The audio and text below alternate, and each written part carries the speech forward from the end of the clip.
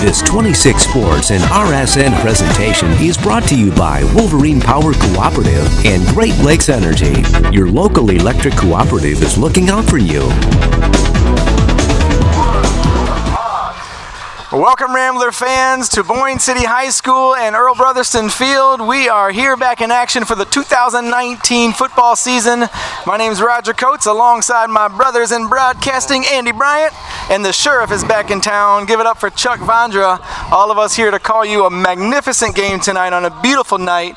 Sun is shining in our faces, as you can tell. We have about a 73-degree game time starting.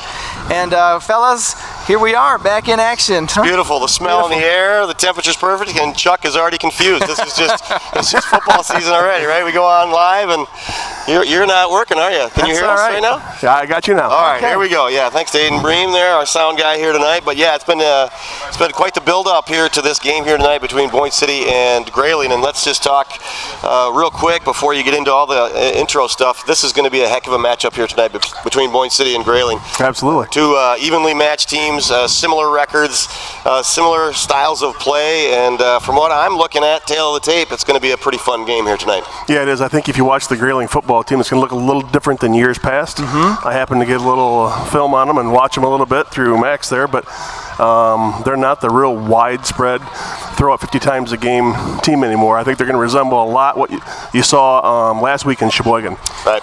Yeah, and that's about the only game we have to compare with both of these teams. The Ramblers and the Vikings both went up to Sheboygan and played them, and both of them played them tough.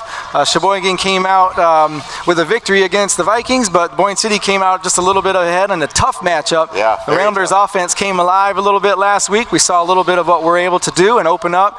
So that's about all we've got when we're looking at comparisons about who we've played so far this year. But both teams sitting right now at 1-3, one win, two losses. So tonight will be a tale of the tape, as you said, Andy, and decide who's going 2-2 tonight. Yeah, and we're talking with Coach Suttle. Everybody has in the back of their mind that old Grayling style where they spread the field and they're throwing the ball all over the place. Very exciting to watch, very tough to defend.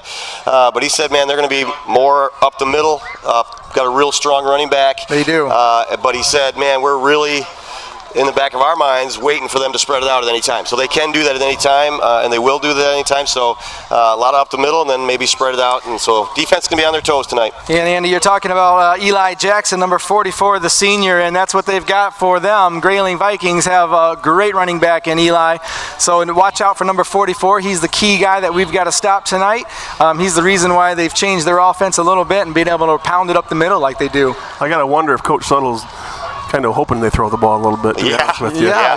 You watched the 7-on-7s all summer. They worked a lot on their coverage. They got a couple of young guys here helping, Kobe Shoemaker, Mac Alexander. Absolutely. They have done a phenomenal job with Great these to guys. see those young guys come back and see them out here. And good move by Coach Suttle bringing those young guys in, and all these guys playing know they played and they went on to play at college level, different things. So a lot of respect the kids have for those two, and they work hard and they respond to those two. So a smart move by him. Makes a difference when you're out here on the field and you're listening to two former collegiate football players. Another thing we got in store tonight, guys, for all you Rambler fans who are in the stands, of course, you're going to see it firsthand. If you're out there watching on RSN for our broadcast, you'll get a sneak peek. On the side of the RSN trailer is the new Ramblertron. The Ramblertron. That's amazing. Right. The Ramblertron is a new addition this year. As you know, Randy Calcaterra and his team, BCVI team, they're always up in the stakes. And last year and the years past, we've always had the Jumbotron, which it was a little hard to see from the stands, but this year, no doubt you're going to be able to see this. This is a high-quality LED screen. It rolls up into 6-foot sections, and it's literally the length of the entire RSN trailer. It is sweet. And the kids are already talking about it, looking at how big this thing is. And like Chuck, looks a lot smaller outside, but man, wait till this thing gets inside in the gym. It's going to be huge, right? So, but man, look at how clear that picture is. It's going to be very, very fun. I like the analogy. Yeah, it'll be dark here tonight. This will be cool. The kids have been testing it out in the daytime, and it's going to be awesome here tonight once the sun goes down. Yeah, and I anticipate as the season goes on and it gets darker and darker, that screen is going to be a huge benefit. Oh yeah. Hopefully to the Rambler fans, but we'll see if the players respond to it, and hopefully the refs don't disagree with some of the calls that they see. But right now, if we take a look down at the end of the end zone, we got Max Vondra rallying up his crew there as the Ramblers shooting down through the tunnel. Fong Nguyen Pete Calcaterra, today's captains, leading the way for the Ramblers as we get underway tonight versus the Vikings. Yeah, and I'm talking with Coach Tuttle. One of the main points he was concerned about, first thing out of his mouth when I talked to him, was, and you can tell my voice is kind of a little hoarse here. I got some sinus stuff going on, and he said, I just want all the kids to be healthy. He said, how are you going to gauge whether they're ready to go or not? He says, well, by how much their body temperature is and how much phlegm comes out of them at warm-ups. I mean, everybody's going through this bug at Boyne City, and it doesn't really put you down. It's just kind of annoying, and that's what he was saying, hoping that people can fight through that. It's going to be a hot night here tonight, so he's hoping to keep them healthy. Yeah, I was talking to Coach Tuttle and Coach McShane, and they both said they haven't had a full roster that's been healthy since the first game. So, right. Even you've got Noah Vondra out there, like you said, tonight, and he's probably shouldn't be playing, but he's going to play through it. He's a tough guy. His last name is what? So, yeah, he's going to come out and play. He's going to give it all he's got, probably because Chuck told him that, hey, man up, get out there, suit up, get into the game. But There he is. He's out there. We know he's going to make a great show. He's a football player, and he's out here ready to play. We've got Brandon Ivy's marching band getting ready for tonight's national anthem.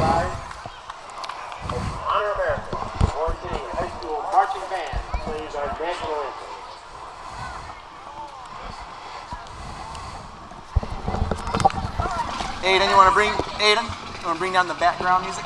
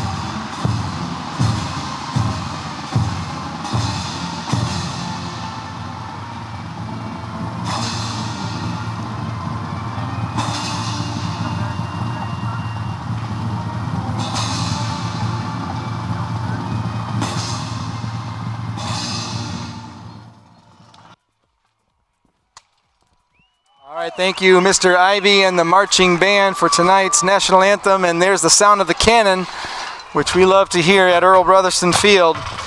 And for many years, you guys, one very special name that has coached here was Coach Dave Hills. I'd like to take a moment to kind of spend a little time and honor the tradition and the football program that Coach Hills has put together here over the last 2 decades. He spent nearly 2 decades as the head coach for the Ramblers.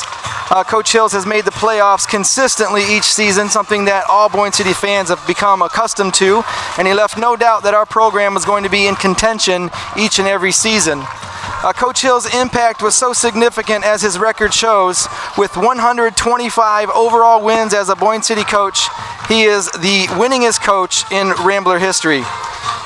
Coach Hills led the Ramblers to 2 regional titles, 3 district championships, and numerous trips to the postseason. He was also elected as the Regional Coach of the Year a total of 7 different times, and even earned the Detroit Lions High School Coach of the Week award in our undefeated season 2017. Coach Hills' retirement coincided with where his family was currently. Right now he's focusing on Abigail. She's graduating from Grand Valley and getting her career started, and Ethan's beginning his collegiate baseball career. And Coach Hills enjoyed the day-to-day process the most overall, working with the kids, interacting with his athletes and students, and just helping everyone on the field get better and better. And Chuck, you and I saw that, firsthand, and when he went all the way back to the Pop Warner program, and I learned a tremendous amount, and that was kind of the same consistent thing that I heard over and over in his head was, I'm here to make everyone better. And that's what he worked on every year. And he says when he got back into coaching, way back in 1992, he always wanted to give back to the game that gave him so many opportunities. And so with his resume and the health of the football program that he leaves behind, it's no doubt that I believe he did just that, guys. He just left a great football program in the helms of Coach Suttle. Yeah, and Coach Suttle under his tutelage for a long time, and also a guy that went through all the ranks from Pop Warner up to head varsity coach right now. And man, is he coming out of the gates great in the community. From my point of view in the Pop Warner realm right now where I'm at, you guys remember those days. I'm in there right now, and fantastic. Coach Suttle had a meeting with all the Pop Warner coaches, and it was an open forum, ask questions, here's what I want, here's the plays you should run. He's had his kids come over to our practices multiple times, just fantastic as far as program-wide and what he's doing. So he's off to a great start. You know what's great about the kids going over to your practice?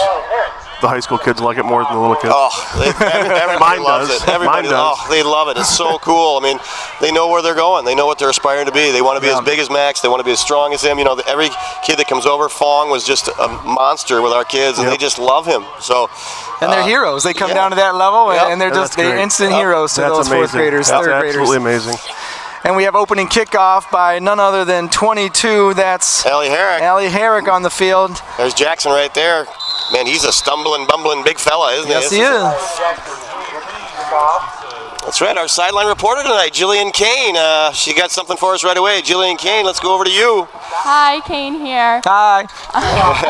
I talked with Mr. McShane before the game, and he was telling me all about Grayling, about how you guys said that they were throwing the ball over the place or running it, so they're going to want to have key stops on their third downs, and they're also going to want to play with speed to match the Grayling's offense. And then on Rambler offense, they're going to want to play with speed as well and be able to control it. That's their focus of this game. Back to you, Rambler crew. Jillian Kane, she's our very own Erin Andrews, guys. There we go, first play of the game for the Vikings. Thank you, Jillian. Nice job in the volleyball game last night, too. She did a great job as the Boyne City Rambler volleyball team beat Kalkaska last night. So. Good job. As we talked about earlier in the game, first play is a run. Middle linebacker Nick Allen, number 59, made a stop for the Ramblers. So I think it's true to form. What we thought we would see, we are starting to see anyways. Number 11, Hunter Ventline checking in, the junior for the Vikings. And if you're looking at the roster like we are, there's one sophomore on there, number 21. The rest loaded up with seniors this year. As you can see, Eli Jackson, number 44 in the backfield. There's the sophomore Milliken. He gets it right away. A little sweep out to the side, and Boyne City sniffs that out real quick. Yeah, 25, Mason Shaler. What a player he's turning into this year. Yeah, he's really matured, hasn't he, up through here, and right there to make sure to stop that corner, make sure they don't get around that corner, and that's Milliken, a sophomore, big fella. I see Mason Shaler out there playing cornerback. Guys, when he was in fourth grade, we'd throw the ball out to him. He was one of the fastest kids out there on the playground. I think he's still pretty fast. Good to see him out here running them down at cornerback position. Number 11 in shotgun. Pass here. And they throw. And they're going to call that dead. So easy to recognize the quarterbacks. We have a number 11 at quarterback, and so does Grayling. Their number 11 is Hunter Ventline. He just checked in. So penalty on that play was that legal procedure that before they got the snap off. So it's going to move the Vikings back. But you could see right there they had the twins on both sides, and again, that's the normal Grayling that we're used to, spreading it out and making it tough to defend. You go back to that play, they're looking for that slant route on the inside slot guy. They're going to try to cut him across the middle. Didn't get him, they looked left, then middle, deep at that one. Guys, I'm checking out the stands here, and that bleacher section is just loaded up. I just looked over there 5 minutes ago, and it was half full. Now I look over there, it's standing room only. It is a football Friday night in Boyne City. Beautiful weather. Third and 17, flag. And man, another flag. It's playing out to be like a first game jitters here, and it's against Grayling again. Fourth game, so same penalty, different side of the field. That does not make Coach happy. Can't even get the playoff, and you're moving back. Puts them back third down and 17 to go now, probably 22 now. Third down and super long. If Boyne's defense turns up big here, we'll end up with great field position. Well, we got twins left here. Right down the middle, tight end, and that's tipped, and intercepted, I believe. So, yeah. Couldn't see it from our angle, but it looks like it got tipped and intercepted. Gonna check the replay right here. That is Brooklyn Fitzpatrick all over this replay. Yeah, 84 tipped it him, or 34. Sean Little with the pickoff. Sean Little right there. That pass was a little high. If that pass was on the money, that would have been trouble for the Ramblers, but a little high and got tipped by the receiver, and Sean Little, yeah, that was a beautiful replay there. In our game camera, that's Will McGinnity in the Crow's Nest Hero Cam. Sorry, Will McGinnity's our Hero Cam, and he captured that excellently. Brooklyn Fitzpatrick. We've got a couple new staff on RSN tonight, and here we go with Fong. 1st and 10, they're going to go to Fong. Had a great game last week. You recognize that play? Get right back on that horse. That's you recognize that? 26 down, yeah, right now. Yeah, that's called bread and butter in Boyne City. That will be my first play tomorrow when the Pee-wees take on Indian River. So all I hear the boys talking about at playground is this double wide. You like that's my new passing set. Yeah, passing in the Pee-wees. I don't know. Mr. Coates, let's go double wide. Double wide, baby. Yeah, you can tell I was a quarterback. Pete Calcaterra, he's set up at quarterback here. Under center is Bunker. It's going to be a pass play here. All the way to Steinhoff in the corner if he can get to it. Well, that was open. That was open. Steinhoff looking for a penalty. They got a flag down. He got it. I think he got it, yeah. Well, I'll tell you what, the kid that put some work in this offseason was Jacob Steinhoff. You watch how he separated from that guy? He did. Every morning, 6:30, 7 o'clock, he's in that weight room working his legs. Yeah, and that number 5, he's a speedster himself, and Zach Oska kept up with him, and then when Jacob saw the ball in the air, he just took off and got some distance. We do have a flag. I think Jacob Steinhoff is now the fastest kid in the team. Really? I'll tell you what, right now, player of the game is Will McGinnity with these replays from up there. That's amazing. He is. This is. Now you can see Will way up there in the very top. Oh, Chuck's trying to draw it. Here we got the replay by Brooklyn, and you can see that separation starting right here at about the 20-yard line. Right there. He's grabbing some jersey. You can see He's grabbing back here. Yeah, he is. Watch the timing of the official back here. He's going to start to throw the flag right there. He's grabbing him again right up here. Yeah, it was way early. Well, there's a reason Steinhoff didn't get to it. Great job, Will McGinnity up there. That's awesome. Yeah, I'd love to see that matchup again, you guys, because look at the size differential between Osga and Steinhoff. Yeah, I think they saw something there. They're going to keep going back to that. Well, look at him out there. Holy 6'4". I don't know, he's probably 210 right now. Yeah. He turned into a man, and if you say he's got the speed, he's fastest guy on the team. That's dangerous. And you got an arm like Pete thrown at him. Get a chance to ask him about his band workout, see if he likes it. That's you making him sweat, close to the edge of vomiting. He did really well. Really well. All credit goes to him. All right, that's a first down for Boyne City. 9 minutes and 16 seconds left to go in the first quarter. Their first drive here, Boyne City on the move. Very slow pace here. I mean, a lot of officials penalties. are sorting this out, and got to explain it to both coaches, and might be waiting for that sun to go down so we can see the Rambletron a little bit better, I guess. 3 penalties in less than 3 minutes. Well, we'll take a moment here, guys, to talk about the re-airing of this game. We are teamed up again this year with My News 26 and Great Lakes Energy, and so this game will be broadcast again twice this weekend, once Saturday, once Sunday. Tune in to Channel 13 if you're a Charter cable user. And we want to thank My News 26 again and Great Lakes Energy stepping up to make this happen. And Great Lakes Energy also, we're going to be talking a lot about their new True Stream as they are sponsoring our first quarter. Like Aaron Bess runs to the left, and a lot of penetration by the Vikings, and stop that play. Good tackle by Dave Milliken. Yeah, look at him just following that play. Man, got right in there, and textbook tackle for Milliken. Nice block there by Noah Vondra. He's out there making it happen. Yeah, I don't think he's going to play a full game tonight.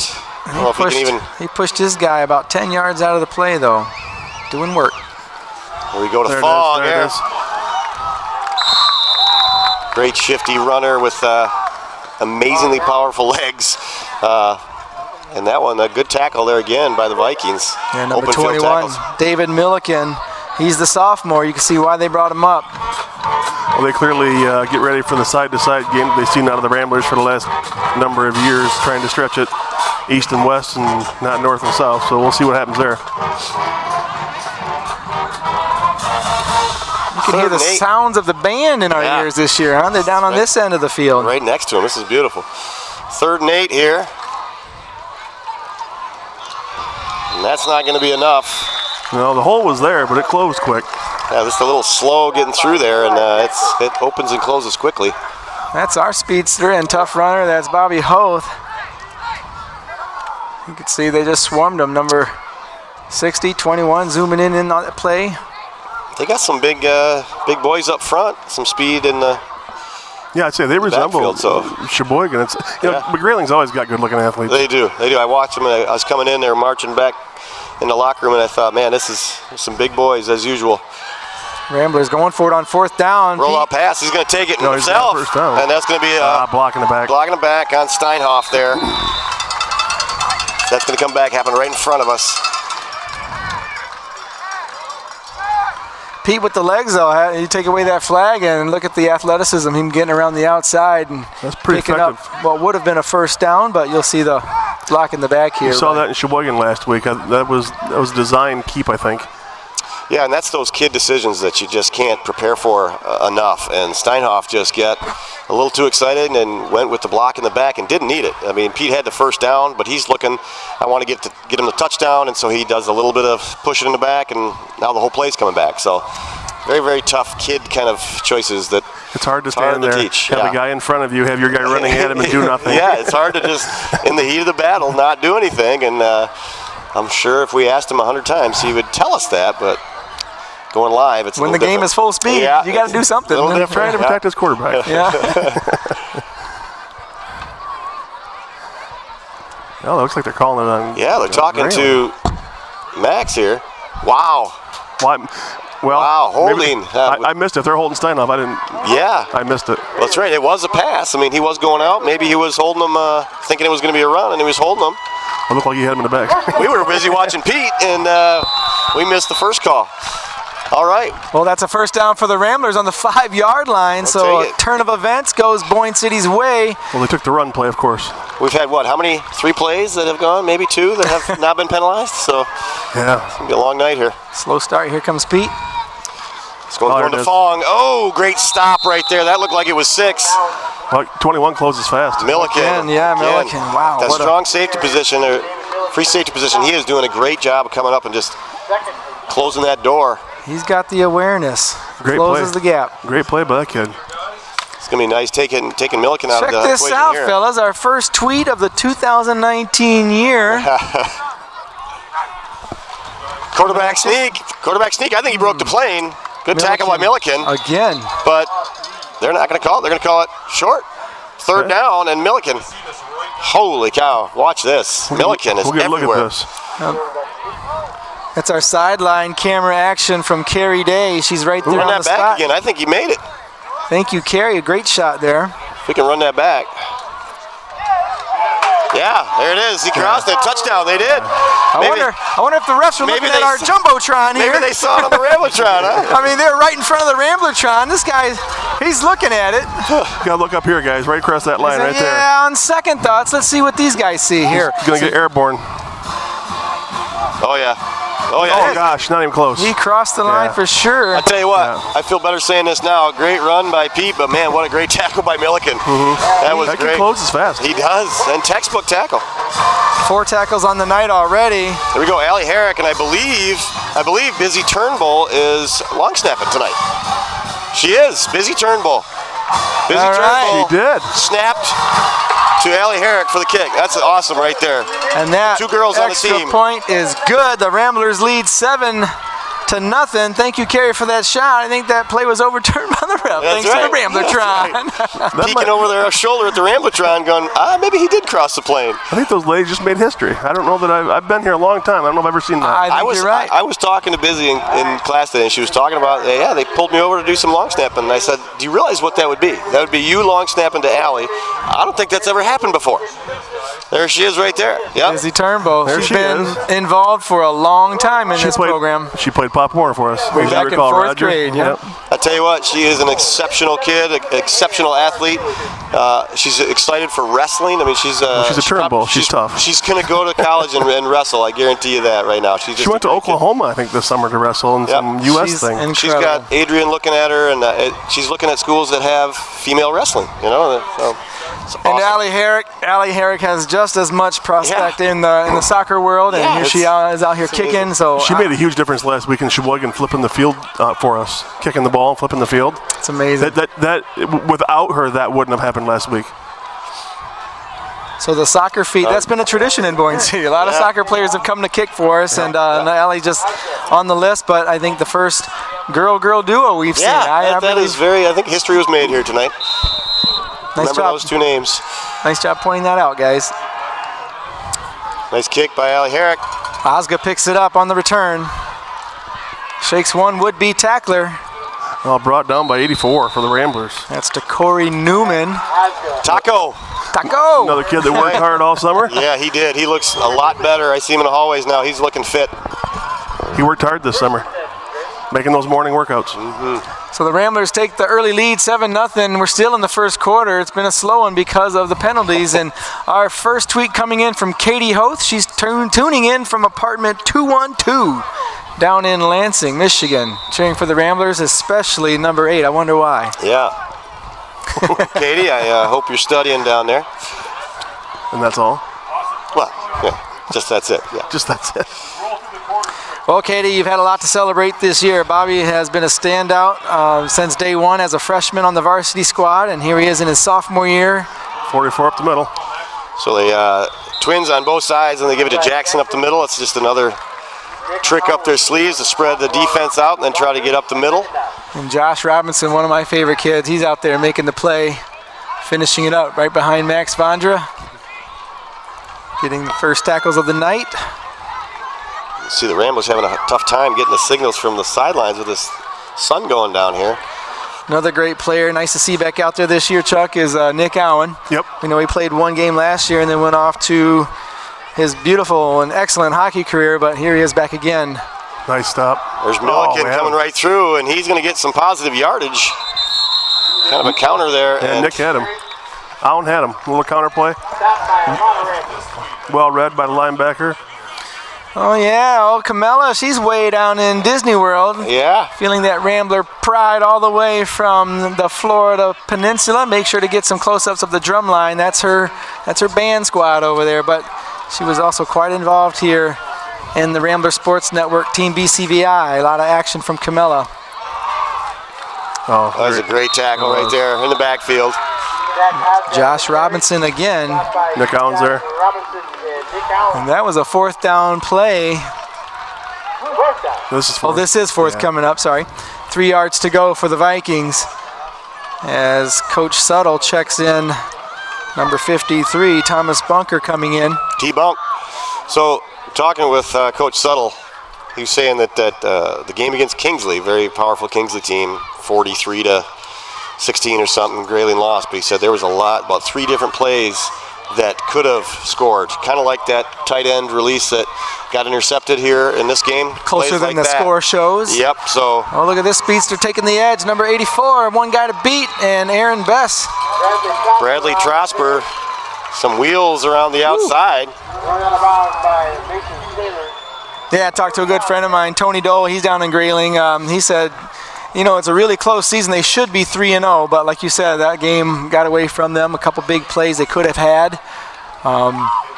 Tight one up there in Sheboygan. 8-6 last week. I mean, that was a 2-point differential game there. So, yeah, you're looking at a 1-2 team who could be 3-0. Oscar the ball carrier. That's a tricky motion there for the quarterback. Ventline is trying to fake a quick pass and then get that ball back down. Look at Jackie Belcher slowing him down in the backfield there. He breaks contain from number 77. And Jackie Belcher in the backfield. Another great slowing kid. Down Oscar. We got another tweet from Jake Keltz.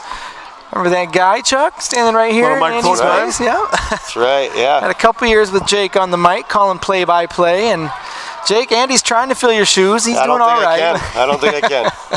Impossible. I remember Jake's last send-off before he had football before he left. That was a tough game, wasn't it? Yeah, he did well. Pass here. Miscommunication between Ventline and the receiver. Yeah, I believe it was intended for number 10, Andy. Zach Aldrich cut inside, and I think he should have took an outside. Zigged when he should have zagged. Right here. Look at that. That was, I think he was trying to go back out, but kind of a Z route, but I think he got held up by defender. Double wide. Yeah, we know about that. Double wide. Little third and fourth graders running double wide. Yeah. Well, 3rd and 9 here. Let's see if the Ramblers can hold them. I'm expecting, like twins both sides here. We got Ventline in shotgun formation. Bound to be a throw here. Could be. There it is. Picked off. Oh. Almost. I thought Little was going to get his second one of the night. Yeah, it looked like the sun may have gotten in his eyes and just a little. You see what they did there? That was good. That was a good design, because they sent this guy along, and this guy underneath all of it. They clear out the corner on that side, and they have our slot. Well, I think Max was over there. He's playing inside shade on that guy with Pete over top. So when he goes deep, he has to get covered, and that flat was open. Flood that area. Make the kids make decisions. Clear it out and throw to it. This is also tricky. Ventline, the quarterback, is also the punter, so that always brings a whole new can of worms when you're defending it. 4th and 9, though. Oh, we get some hill action over here, too. Another added feature. Ventline with a booming high punt. Didn't go that far, but very high. Like that. Takes a Vikings roll. But, yeah, I was referring to the hill, guys. Remember the years looking at the hill, all the kids on the hill? That's right. Hey, we're going to be right back here watching the Rambler Sports Network. Please tune right back in right here on My News 26 and RSN.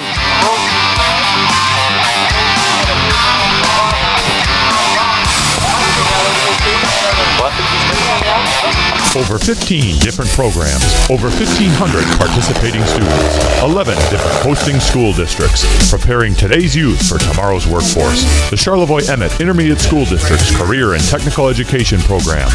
Charm ISD CTE programs prepare students for employment and advanced degrees in high-paying career fields. For more detailed information on individual programs and how to enroll, visit the Charlevoix-Emmett ISD website at www.charmisd.org. Live broadcast. We're back. All right. Welcome back. Ramblers lead 7-0. Vikings just gave up a 4th down and 3 play, and the Ramblers take over on offense here. We ran a play while we were away. It was stopped for a penalty. And the Ramblers are now 1st and 5. Calcaterra bringing the play in for the Ramblers. Fong's been running pretty hard tonight, but keep an eye on 21 from the Vikings. There's Fong getting stood up right there in the hole. He kind of missed the hole on that one. Yeah, a little tight. That hole closed up quickly.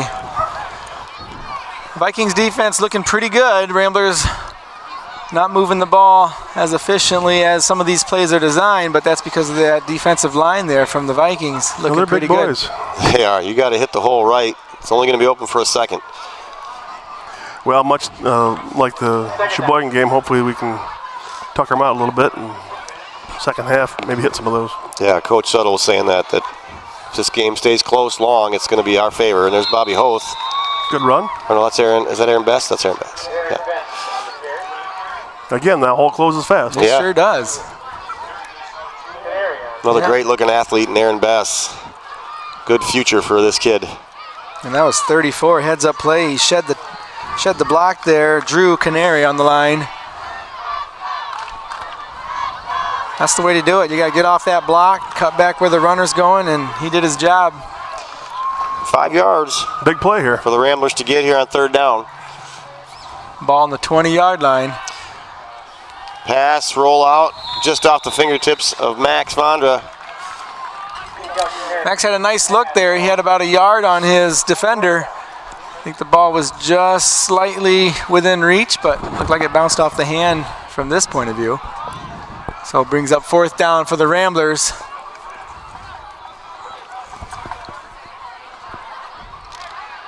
Well, that was a big play. That was. That flopped the field position here. Steinhoff, the Ramblers punter, set to punt away from the 20-yard line. 25-yard, yard line. High snap. Just gets it off. Yeah, that looked like it had some people Nice on there. punt. Boyne City Rambler roll inside the 40. Looks like about the 37-yard line where We'll take the that. Grayling Vikings. We're gonna go back to the sideline where we have our sideline reporter Jillian Kane. She's standing by with a couple band members there. What do you got, Jillian? She's saying, let's lip sync. She's saying, hi guys. She's singing. I got Jacob here. She's singing Rhinestone Cowboy. Yes, she is. Jacob's going, yeah. Yeah. Yep, and next Yeah, that's right. That's right. he plays a great All right, we'll get sousaphone. back to you once we have our technical Sousaphone. difficulties worked out. Sousaphone, yes. Vent line in shotgun. Hand off to Jackson. Stumbling, bumbling for about 6 yards right He there. does. Nick Allen hits him. Josh Robinson hits him, and he still falls forward 3 yards. That's not one of the Jackson 5 members, is it? Eli Jackson. Eli Jackson. Yeah, good runner. 6 yards on that carry. Brings up second down for the Vikings. I mean, keep handing him the ball, and they're going to get a first down Yeah. here. I think you're going to see a bunch of that until we stop it. That's what we were talking about pregame is they have that weapon, and there he is, the lone back in shotgun formation. Yeah, trips right. You're going to spread out the defense. Probably Go go to right him back again. to him. Absolutely. Yep. Big hole for him. Yeah, that's the trick, Chuck. You called it. You spread 3 out to the far side, and that takes away 3 of your defenders and leaves the middle like that wide open for Eli Jackson. Strong runner. Very strong runner. Chuck, I know where you are. It's hard to watch the game when your boy's playing linebacker. Trying to watch the game and your son play. That's a tough place to be. It's getting film. We'll watch it. But I think you're going to see more of that until we stop it. You said it, yep. It's working for him, and they're picking up first downs here, and he's picking up plays. This first quarter's got 12 seconds left in it. Will they get the play off? Go to Milliken this time, and same play. He's swarmed. Gets about 2 or 3 from our angle. Well, I think if you look at the defensive line as they rotate in and out for the Ramblers, they're putting a lot of bodies through that defensive line right now. Yeah. All right, we're watching the end of the first quarter, brought to you by True Stream, a network brought to you by Great Lakes Energy. You're watching the first quarter. We'll be right back on the Rambler Sports Network. I think we were supposed to send it over to Jillian Kane. I think we got our I'm technical sorry. difficulties worked out. So let's go over to Jillian Kane at the sidelines. She's with Jacob Alger. Hi, Kane here. Jacob Alger. Thought we had it worked out. Jacob is so cool. Yeah. I like his suspenders. He's got a sousaphone. That's right. Knows how to play the sousaphone. Well, we apologize again for the technical difficulties, and it is our first night, and we're having some issues with the transmission. Well, this is what happens every year. You know, you get a new crew. You Bring got to Jacob train. to the trailer. Yeah, I like the fact that they have to keep running back and forth to We're the gonna trailer. get Jacob on the headset. Jill, you can get on the headset. We can get an interview one way or the other. Aiden Bream is doing laps around here he's our sound guy, trying to figure out what is going on. I've had the great privilege working with Jacob Alger the last 2 years. He's been my teacher assistant, and I'm telling you guys, this kid walks into the classroom, the kids light up, and he just walks in and starts teaching. I could probably go take a coffee break if I wanted to, the way he It's too teaches. bad that Jillian was trying to interview him because he probably wouldn't have much to say, would he? You know? Got the wrong guy to interview. He's doesn't talk much. He's also running our end zone camera, so he's making some adjustments there. We'll probably get that interview sometime tonight. They're working out the bugs, but again, that's what you get with a brand new crew every year. Randy Calcaterra's got to train everybody every year. We got trouble on this play. That was fantastic. That was going to be a pass. It just got blown up in the backfield. Well, I think almost a fumble. It was a missed fake handoff. Oh. Yeah, look, 44 was going to take the ball there. Eli, what'd you say, Jackson? Jackson. Eli Jackson. Mr. Jackson, if you please. Yeah. He was on the play fake, and the quarterback was on the pass. Yeah. That does not mesh well. And I believe that was Josh Robinson, heads up play there, getting inside and breaking that up for the sack. Loss of yards on the play makes it third down, 13. 3rd and 13. That's a chunk here. They are in passing formation. Screen. Quick screen pass down low. Missed tackle. Jackson. Robinson cleans it up right there. So he's one of those guys that you can hit once, hit twice, and you just got to wrap him up because he's going to be one of those guys that it's going to take a few hittings to bring him down to the ground. Tackle by committee for this fella. We are 4th and 5 now. into the second quarter. The sun is starting to set, and I wonder what the fans are thinking over there on the new Ramblertron. We just can't see it. It's just out of our view, but hopefully they're enjoying it. I see a lot of faces looking down this way. Good look at the Rambler defensive line right there. I don't see any phlegm coming out of there, but looks like they're up north Imageware. That's the Bushes watching the game while working at the shop. I can hear the cannon from here. There's a pass play nice again. sack. Gets sacked. I'll tell you what. That line going down. Yeah, good job on the sack, but that sack was made by the defensive backs who had great coverage. Great coverage on that because he was looking to throw it, I think, over the middle. That's where he's looking, and he was covered. Yeah, look at the size of 77, and Brayton Ager just gets around him with his speed and power and makes the play. And I saw a shirt that Brayton was wearing the other day. He's part of the 250 bench club. I said, what does that mean? He's benching 250, guys. You bet. I think he does look better than that. I think, yeah. Last time I saw it was a little better than that. Okay, Boyne City ball here first. That was a summer 10. shirt. He grew out of that one. Yeah. Bobby Hoth getting taken down quickly. Max Alstead, linebacker for the Vikings. Well, they floated the ball well. Nice combination of size up front and speed in the back. Yeah, they definitely that's come up good speed. coaching. I believe head coach Eric Tooney used to be their defensive coach for a number of years and took over as head coach last year or this year, I believe. And as you said, he's coaching that defense well. He's defensive minded, so you can tell. 2nd and 12 now for the Ramblers. Calcaterra under center. Got Steinhoff. Little jet to Hoth. Good cut up. Good swarm by the Vikings, and he's not going to get much. I agree with what he did there. He saw something. There was a little daylight, and he cut it back in, and he's got the feet to do that. And like you said, the defense just all over. Well, it's 3rd and 11 now. Let's see what Coach Suttle has in store. We got an empty nester from Livonia. I wonder who that could be. You guys know, watching football from Livonia, my house is empty. Any guesses, fellas?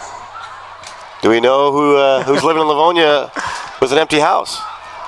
I don't know, but thank you for the tweet. Thanks for tuning in to RSN as we have a flag on the play here.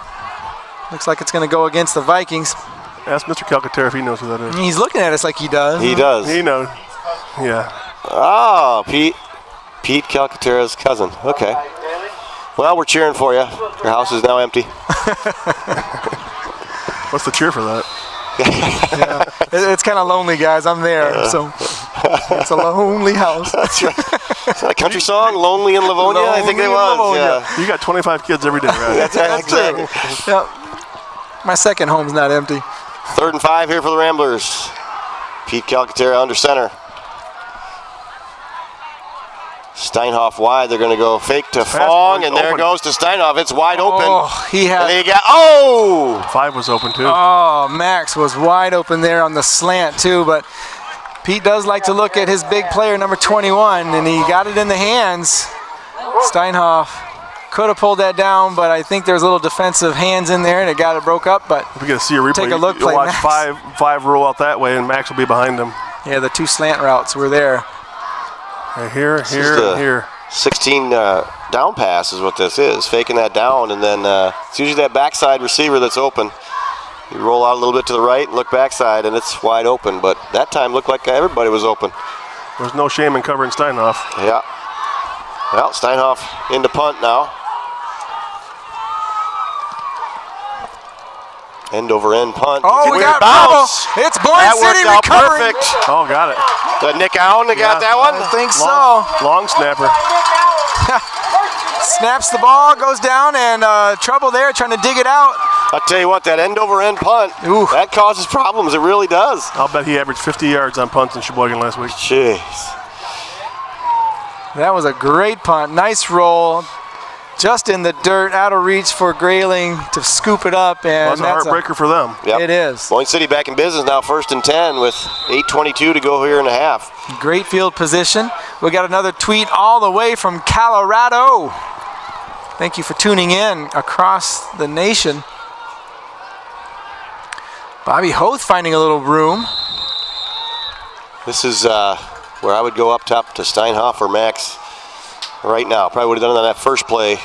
That's just nice off that block. turnover. That's Noah over there again, Chuck, working that outside. Got that opened up for Bobby. Yeah, he's it's one thing he's worked on is being quick out of there. He knows he's got to pull. One thing I've worked on, working with Chuck for a couple years, is watching those linemen too. I like it's easy to see Bobby Hoth, but sometimes not so easy to see what those linemen are doing. That pulling guard is just as important. More. Sorry. Nice run by Bess. Yeah, I can see where your allegiance stands. That's good. Put the most talented kid at pulling guard. Aaron Bess with a great pickup there. Your guard will be an athlete. Yep. Has to be. Has to be. Especially in this offense that Boyne City runs. Yep. Look at Pulling guard is most important. That Milliken 21 is all over the place, guys. He's a beast. Good-looking football player. And it looked like that tackle was shed, but he falls down and wraps up at the bottom of the ankles and brings him down. Here's the down play to Fong, and another tackle by Milliken. Nice block by your left tackle there too, Caden Reynolds. He's got that big boy across from him, and he got in front of him, chopped his feet, and sealed it.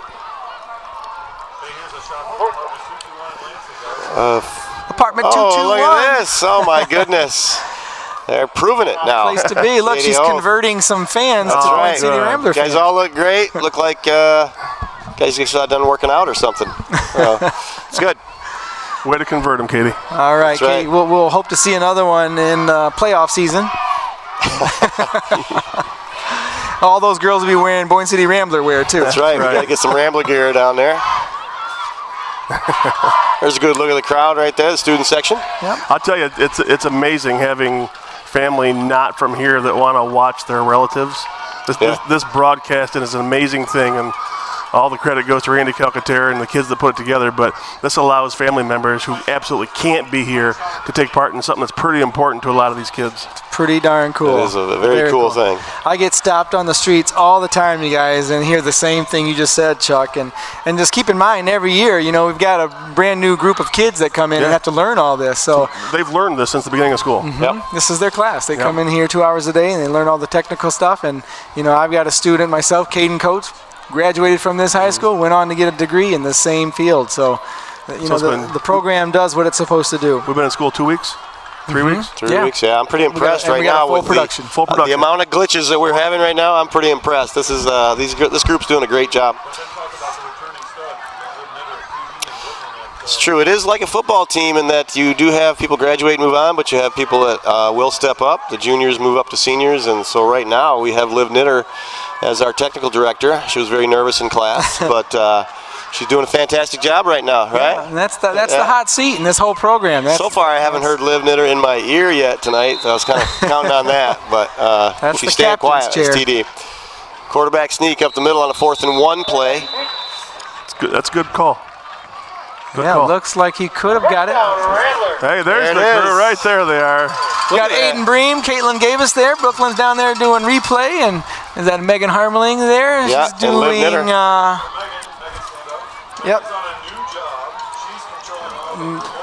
Yep. Megan has a remote control camera joystick right now. So her joystick, like a joystick you'd play a video game with, is actually controlling some of the cameras around. Wait a minute, that looked like it was Pac-Man. What is she doing, Meg?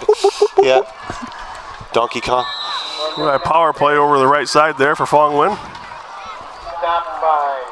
Very cool. And then there's several more students walking the sidelines up in the crow's nest doing our hero cam. We've got Jacob Alger, as we mentioned, running the end zone camera.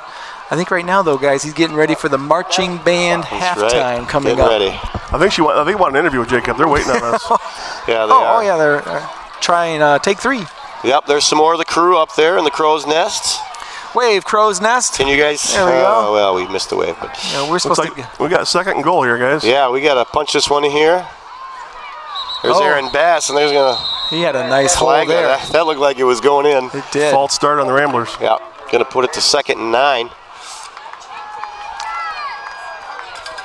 Well, that's a costly penalty when you're that close to the goal line. That's been kind of our Achilles heel as we get there and don't quite punch it in. There's a great hole. This second quarter brought to you by Boyne City Marathon. Boyne City Marathon, located next to Family Fairs, your locally owned and operated convenience store, supporting Boyne City schools and the Boyne City community for almost 20 years. Brought to you by Boyne City Marathon is the second quarter. And we've got Chris Baxter tweeting in. Great job, Boyne City Ramblers. And our new head coach, Coach Suttle. Thank you, Miss Baxter. Second and 9 play here. Going to be a rollout pass called again. There goes the momentum. Huh? That, again, looked wide open. But we had a big flinch there on the right side. Yep. Aaron Best. Take a look at Bobby Hoth right now. You can see he's going to get the edge. He's going to break out and just go right to the corner of the end zone. And if it's there. If that corner comes up, he's behind him already. If that corner comes up, he throws it. If he stays with him, he could easily run that in. So that's a great play, but called back here. A run pass option, huh? Yeah. RPOs. Got to have the RPOs. And what'd you say? Double wide? Double wide, baby. Double wide. Oh, double wide. Double wide fly. Just got out of practice. I thought so. See? Okay. Right. Saw a little sweat still. Here goes Bobby. Bobby, there it is. There it is. Touchdown, Bobby Hoth. Well, that's that. Right on cue there for you, Katie. Yeah. Speaking of practice, Katie, that's what practice does for you. Bobby Hoth showing some shaking and bacon, and he breaks that tackle from guess who? Milliken. Well, Milliken missed that time, which is pretty rare. Probably the first tackle he's missed tonight, from what I've seen. Milliken has been all over the place, and he missed that tackle, and that's how important Milliken is. Hey, there we go. Instead of an interview, we're going to get a live dance from Jillian and Jacob. Hoth from 14 yards out, making that one look good. All right, we're good to see Busy Turnbull snap it to Allie Herrick again.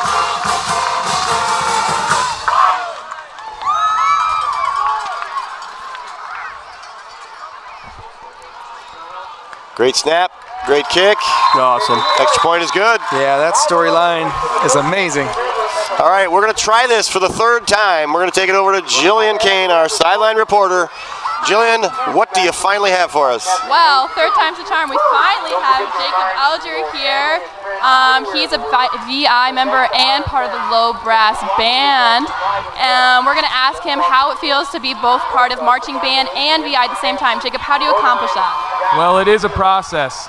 VI is a 2-hour class, and so that means I only get half of that time. And so I have to learn everything I can within half that time slot that everyone else gets. And that means I have to have someone actually take my tower can and walk it over to the player, run on stage, I'm actually the field, and I have do my thing while I march and play my instrument. So it's a process, but it's something that we all have to respect and work on. Well, like you heard here, it's a process and it takes a team. And we are a great team, the VI Boyne team. Back to you, Rambler crew. Thank you, Jillian. We are just so impressed at how big of a tuba player Jacob Alger is. He's a huge tuba player from his title right there. There you go. Huge tuba. Other way, Jacob. There you go. All right. Oh, and the Rambler fans are loving it. They can all see it on the big Rambler-tron. Huge tuba player. Oh my! I thought he was a huge tuba and a player. Hey, can we get a shot of Brandon Ivey up there in the band if we could? Carrie Day. Way to go, Jacob Alger. Brandon Ivey's got the Joe Paterno band director thing going. This was sharp dressed man. What's your Look at that. Look at this. This is fantastic. This is the Joe Paterno of band directors. There's a good look at the crowd, too. You can hear a little ZZ Top. Yeah. Every girl's crazy about a genre. Band is getting ready. They got about 5 minutes before they'll take the field. I picked Rhinestone Cowboy. You picked There, look at this. They're trying out the Rambler-tron. There we Here we go, making some noise. They can see it loud. They're trying to get on the Rambler-tron. That's the best part about this thing. I think the Rambler-tron's working from that point of view, don't you think? It is, yeah. That's kind of cool. And he's that's getting him out on the field. Home field advantage, guys. I mean, you look at the difference between our stand. They're having a great time up there, especially with a 14-0 lead. And here comes Allie Herrick. Allie Herrick, otherwise known as a huge football kicker. She can make tackles too, guys. That's right. She saved some for us. Yeah. Great kick there. She kicks to a spot. Good run back here and taken down by a host of Ramblers. Don't underestimate the value of someone who can put the ball where you want it. Yeah. That's true. We're lucky to have her. Lucky to have her. Well, That reminds me of Tanner Crizel. He'd always put it right on the goal line. Huh? Yeah, Right where you want it. I'm gonna put it on the goal line and then go make the tackle when I'm done kicking it. Well, I would guess that we have more leg in her, but we're doing that for a reason, for coverage and getting there and those kind of things. Because she was kicking with NFL player this summer out here. Really? He worked out here. He's the kicker for the Cleveland Browns, Austin Sept. And he volunteered his time to work with Allie Herrick right down there in the north end zone. Wow, what a great on a story. couple occasions. Well, Eli Jackson there while we were talking about Allie Herrick with a first down run to get another first down. Well, and what's cool you guys about that, probably too? seen her play soccer. Oh, yeah. She could probably two-hand over the top of her head, throw that football farther than she can kick it. Just amazing throw-in in soccer. And Austin Sept still communicates with the kids today that he worked out with via Instagram and all that social media stuff. That's cool. That's amazing for a guy that's kicking in the NFL and I love it. on Sundays. Well, maybe he'll follow her story and come back and keep on training. She's got another year here, guys, and it'd be great to see her back. But a 5-yard pickup there on second down, or on first down again. But they're starting to figure out this power game up the middle, using some of their size. Yeah, well, we knew that would happen. And they're going to spread it out here. And we spent a lot more time on offense tonight so far. Yeah. So we've limited their opportunity a little bit. Vent line with the ball, hands off. Look at that defensive line. Nice job. Nowhere to go. Matter of fact, maybe a loss of 2. Well, I'm going to see that block set.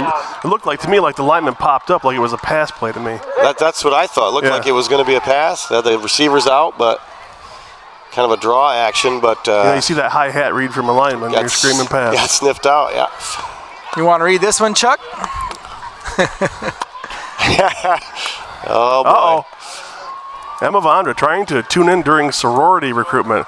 Is that legal? Can they do that during sorority recruitment? Can they watch other things other than sorority stuff? Thing. You guys understand. I know. She told me about it. It's intense. It's like the military. Here's a pass by Ventline underneath. Oh my gosh. Great play by Max Vondra. There you go, Emma. There you go, Emma. So Emma, take a break from that recruitment and watch this play. Booyah! Right there, heads up. That's how you form fit. Shoulder in there. Attaboy. Knees in great position and the takedown. That could have been a catch, but Max Vondra wipes that one clean. Hey, you want to teach how to tackle? Yeah. There it is, right there. Start at 230 pounds. Yeah, that helps. I like to see him. He came to center right there, got low. Yeah. Didn't dive at the guy. Well, I'll tell you guys, that's a great play by Max, but that's great coaching. I'll tell you why here in a second if you watch this play. There's a pass down the middle. It's going to be picked Pick off by Pete Calcaterra. He's got room to run. Could go the distance. He's got green grass. Look at the wheels. Blockers, 2 blockers. Wait for it. Wait for it. There Cut it is. back. There Go, baby. Touchdown, Pete Calcaterra. Wow, pick 6. 54 yards on the interception. A lot of blockers ahead of him, and just a heads-up play right here. Takes the time and the patience. Oh, beautiful, Pete. Beautiful. Unbelievable. Awesome play. That's a great play. Heads up play. That's 2 interceptions on the night for the Ramblers. That one goes the distance and puts the Ramblers up 20-0. A big hit, then a pick 6. That hurts. That hurts. The 2 fantastic plays, momentum changers right there. Like I tell you, the coaches scouted that all week, and this defense is built to take that slant away. So when he comes to it, he's going to get a lick every time when he comes Max's side. So good job by Max, but great coaching by that staff because they recognize that. And Max and I talk about what's going on, what are you working on, those kind of things, and that was exactly it. That was a great heads-up play. 2 girls trotting out there again. The connection. We're going to get a lot of this tonight. Busy Turnbull to Allie Herrick, but and talking with Coach Tuttle last week, he was saying one of the strengths is his coaching staff. I mean, they're coaching JV, they're down helping Pop Warner, they're coaching everything the same way, and everybody's on the same page, and he can't say how much he appreciates his coaching staff. Yeah, and what does that do? That just builds the future right up, doesn't it? They hear the same language all the way up. Boom. Great job by Allie Herrick. Great snap by Busy Turnbull. Those girls are 3 for 3 on the night. That's going to be a record too, isn't it? Jeez. 21-0 Ramblers. Well, really putting on a show tonight. Defense is scoring now. Now it's something. Now you got everything going. Yep. And the wheels, you got to see Calcaterra open up the wheels there, sprint down the sideline. That was nice to see. Yeah, that was fun. And you had a convoy going with him. He made the right decision and cut back. And Max ran with him. Max was right alongside. Yeah. I think Max was just waiting to hit somebody. Yeah, He going to hit my quarterback? Yeah, let's see if we can get the whole excitement. Chuck, I was surprised he didn't hit that last guy. Yeah, he had an open shot. He didn't need to. Thank goodness he didn't. Got a good look at that snap. Yeah. Great kick. Guys, I'd love to go back in her career and see how many of those kicks are good. I think she's only missed 1 or 2 since she's been kicking out here. Yeah. She's near perfect. Yeah, there's some in the backfield. I know they worked on some things this week too. The defensive. There it is. Here, take a look at this. Here's Max leading the way. There we go. That's awesome, right there. Come on, buddy. Let's go. Right here. I'm surprised Mac just didn't. Well, he was gonna take that guy. But right here, he could have laid number 11. Now that's their starting quarterback. Yeah. But he saw it. Pete made the right choice, cutting in. Max said, well, instead of hitting the guy, I'm going to throw my hands up instead. I'm letting Pete know he's going to score. Ager down there doing a great job of making sure that block was had. If I could show you that pass play again, though, I'll show you some of the stuff they worked on. We got kickoff here. They were great hit the interception from Max. Great kick by Herrick. And still on his feet. I think that ball was almost stripped there. That would have been real big trouble for Grayling. If I can get that replay real quick on the interception. All right, so Chuck's talking about the play, I believe. Some of the stuff they worked on this weekend. You see this? That angle? That angle that they throw that ball like that. Now, the coaches, Shoemaker and Mack, talked to these guys all week about you're going to see this as opposed to this, so you're going to have time, so go get it. Yeah. So they worked on that. They're ready for it. Yep. Yeah. Well scouted. Yeah. And you're talking about the arch of the ball. Arch of the ball, yeah, I'm sorry. Trajectory going out. So, yeah, that one, we all saw it. That ball was coming right at us in that big trajectory towards the truck, and we all called it before Pete even had it. So this is going to be an interception, and it was. And yeah, so that's some of that well-scouted stuff that they have all these guys in the back ready for. I mean, personally, I think that was a bad throw to begin with. I mean, he had guys, 3 of them on the coverage. There's a good throw right there by Van Line. Yep, great slant. Hey, there's a voice from the past, the RSN Brotherhood of Broadcasters, Dominic Santina, watching the game on the way home from cross-country meet. Oh, he was a good tired, I'm sure. He was fantastic. He did a great job. Very, very great to work with. Great knowledge of the game, great voice. He had it all, man. He had the whole package. Kind of led the way for the future of RSN and anybody else that wants to step in here and do the same. Screen. Yeah, well, Ventline and the Vikings are going to come out throwing here. You know that. Well, that 2.5 to go. Dictates that. And they got to get going down 21-0. So we're going to see some old-style Grayling Vikings offense, which is kind of exciting. Well, puts our secondary in the spot to show what they've been working on all week with those young guys, Mac and Colby. Yeah, you see Kobe Shoemaker right there. He's almost in the backfield right now, coaching those kids what to look for because he knows it's coming. You talk about a guy that gets excited about coaching. Oh, he is. Run into him at the gas station if you got an hour. There's another pass. Going Pump deep. and go. Pressure coming on Ventline. He's scrambling out of there. He's in trouble. Nowhere to go on the pass. Yeah, he's going to have to just go down on this one. Good pursuit by that interior line of Look Ramblers. on the field right now. All the blue shirts are right there. Yeah. That's pursuit to the ball, and that's what you're coached. Everyone hustling right there. By the time Ventline goes down, you're right, Chuck. There's 8 players in the view. 3rd and 9 now with 2 minutes. They're going to probably try to milk this last 2 minutes. Not give the ball back to the Ramblers. I got to throw it. Shotgun formation. There's that little underneath screen, and it going to get some yardage. Not much. That's that slant they talk about. Yeah. He had something there if he would have just took it to the sideline and ran down, but he decided to cut in, and the Ramblers defense right there was Max. Max, good And tackle, Nick Nick out. Owen. And 3, 4, 5 people jumping in. And that's just Rambler tradition, you guys. I mean, that's been coached forever, and pursuit to the ball. It's what we do well on defense. You can see as a continuation, Subtle being part of the Hills program and tenure, that tradition's continued. And it's just pursuit, and that's what they work on in defensive drills. And head coach Mike McShane. It's on them. All right, it is on Vikings. It's going to move them back 4th and 9 now. Yeah, he jumped a little bit. Good job. There's Jackie Belcher. I didn't do it. It was him. Ooh, thank you. That wasn't me. Coach, That's Coach, right. it was him. I swear. See, even the official agrees.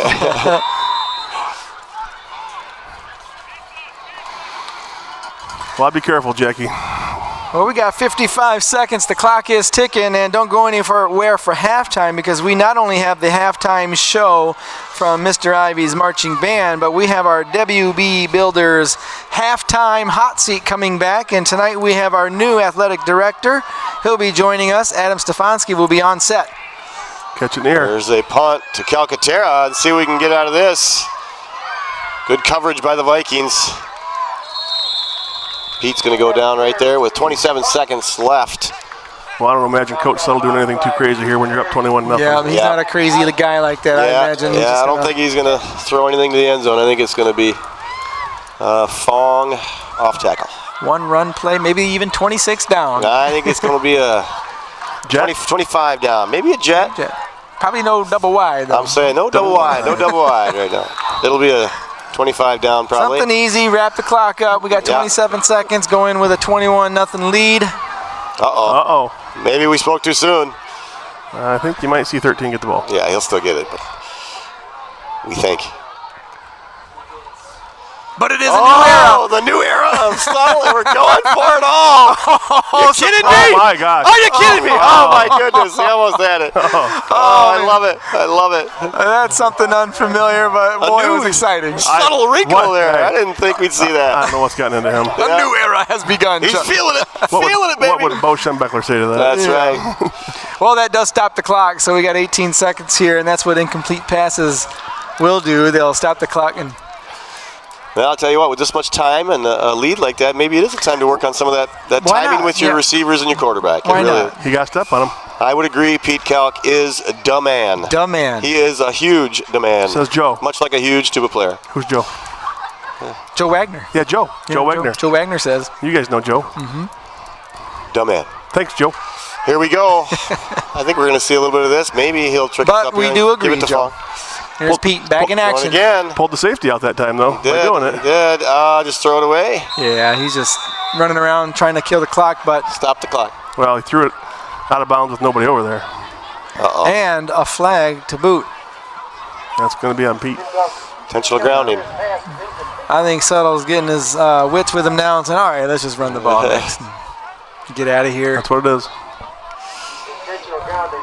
Again, being a former quarterback, I would look at this opportunity to go, well, there's some passes we want to work on. Or you look at it as the opportunity to go up 21-0 at the half. Yeah, well, that's true, but Because right now we're going the wrong way. got to try stuff. Right now we're going the wrong way. Got one play left. 26 seconds, and we've gained negative 15 yards. I call quarterback sneak on one.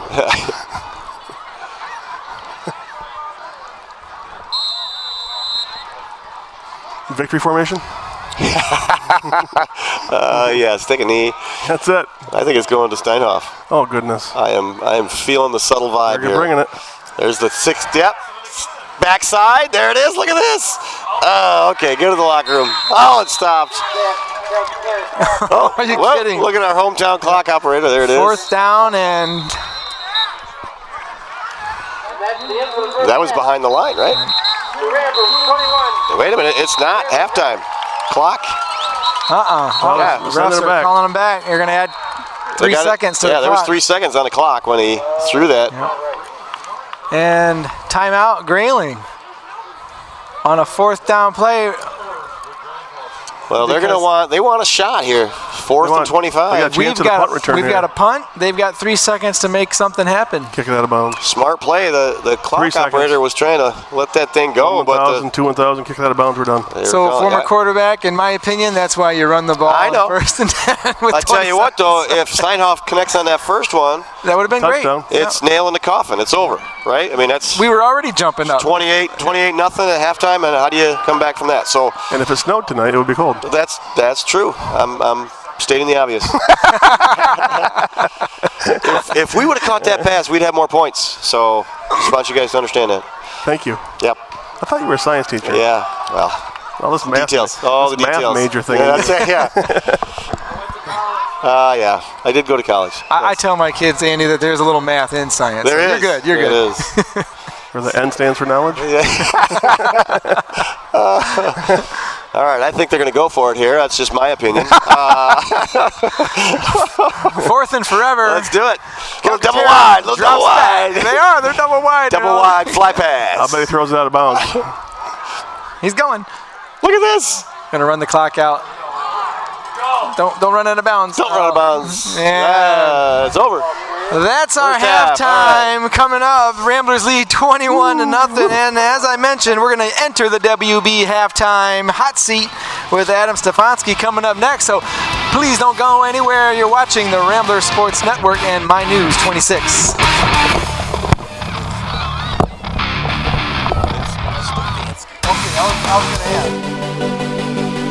Why am I proud to be a Rambler? Why am I proud to be a Rambler? Why am I proud to be a Rambler? Why am I proud to be a Rambler? I am proud to be a Rambler because of our Rambler Sports Network. RSN broadcasts many games throughout the year and captures some of the greatest moments in sports history here at Boyne City High. RSN is run by a TV and film class here called Visual Imaging. The Rambler Sports Network has won all kinds of awards and is a great way to show our community and surrounding schools what we do here at Boyne City High School. My name is Annabelle Seeley, and I play volleyball and tennis here at Boyne City High School.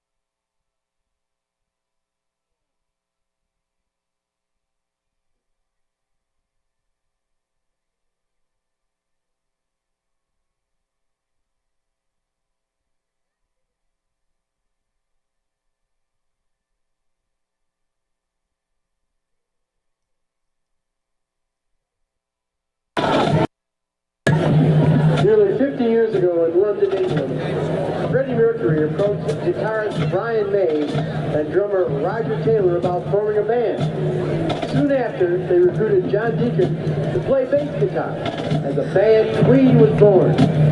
Together, their creativity brought 20 years of a wide variety of memorable songs that live on today. Yeah.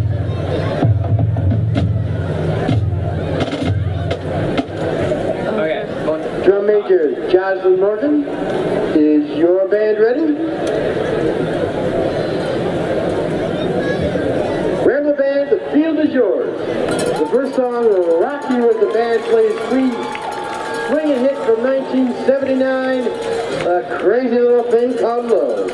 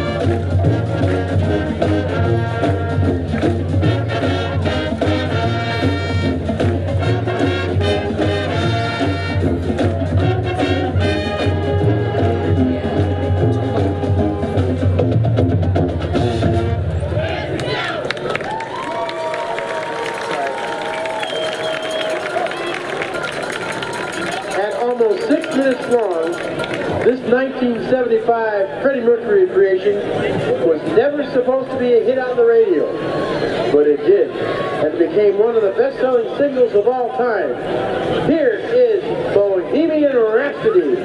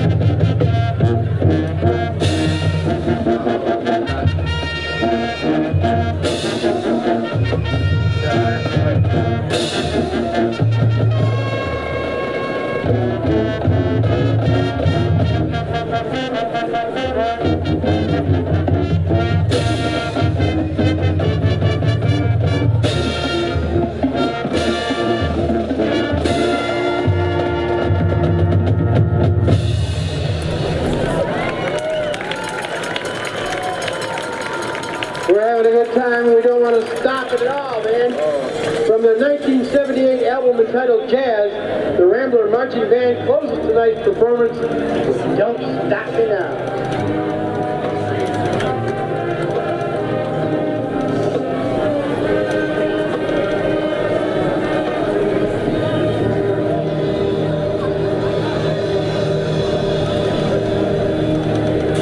Thank you. I said thank you. Sorry.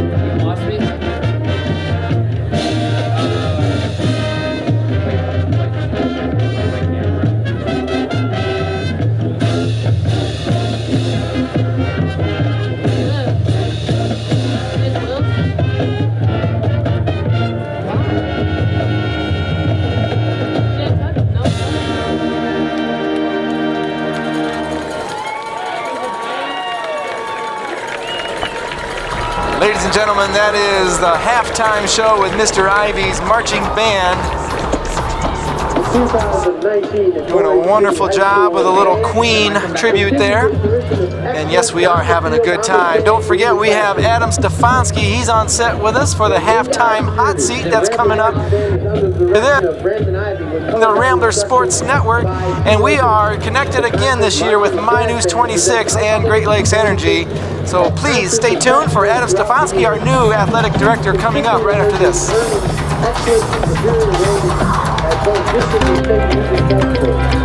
Why am I proud to be a Rambler? Why am I proud to be a Rambler? Why am I proud to be a Rambler? Why am I proud to be a Rambler?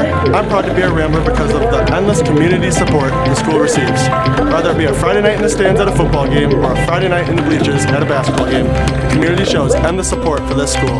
My name is Max Fonder and I play football and basketball here at Boyne City High School.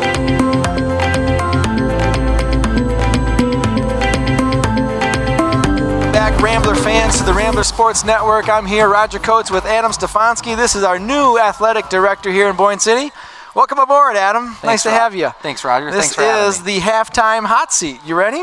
This is the hot seat. Where's the seat? Yeah, we still need to get a seat here. I think they've all taken the hot seats. All right, you guys, we need a hot seat event. Talking points. First of all, thanks for coming to Boyne City. You've done a wonderful job. Personally, I see you everywhere I go. A basketball game, or I'm sure volleyball games, middle school games, you're here. But some serious talking points. Tell us a little bit about your background for our Boyne City community, where you came from. Why did you come to Boyne? Sure. I've been an athletic director for the last 10 years up in Mackinac City. I started there right out of college from Alma College, and this is obviously a special place with unique opportunities, and I thought it was a great fit for my family and I. It is a great fit, and so far, everyone, like I said, they see your face everywhere. So, about your family, tell us a little bit. I know you've got one in the elementary school. I brought that up the other day. Can you tell us a little bit more? I do. I have a rock star of a wife, Jessica, who allows me to be here and do this. It's something I love. And I have a 6-year-old in the first grade with the amazing Mrs. Reinhardt. Yes, she's amazing. And a 3-year-old who just started the Early Learners program last week, too. We love when families like you come to Boyne, you got young kids. That means maybe you'll stay here for a long, long time. That is absolutely the goal. It's a great public school system. So this is your first go around at Boyne City as an AD and first night on the job for a football athletic director spot. What's your first impression? The community support is overwhelming. It is fantastic. Everyone seems so kind and so welcoming.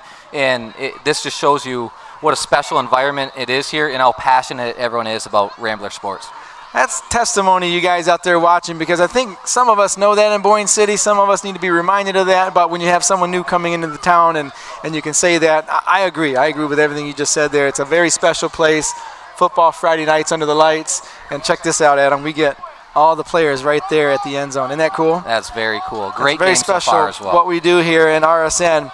Well, let me tell you the rules of the hot seat now, Adam. It's pretty simple. I'm going to rapid fire some hot seat questions to you. So you have to answer each question as fast as you can.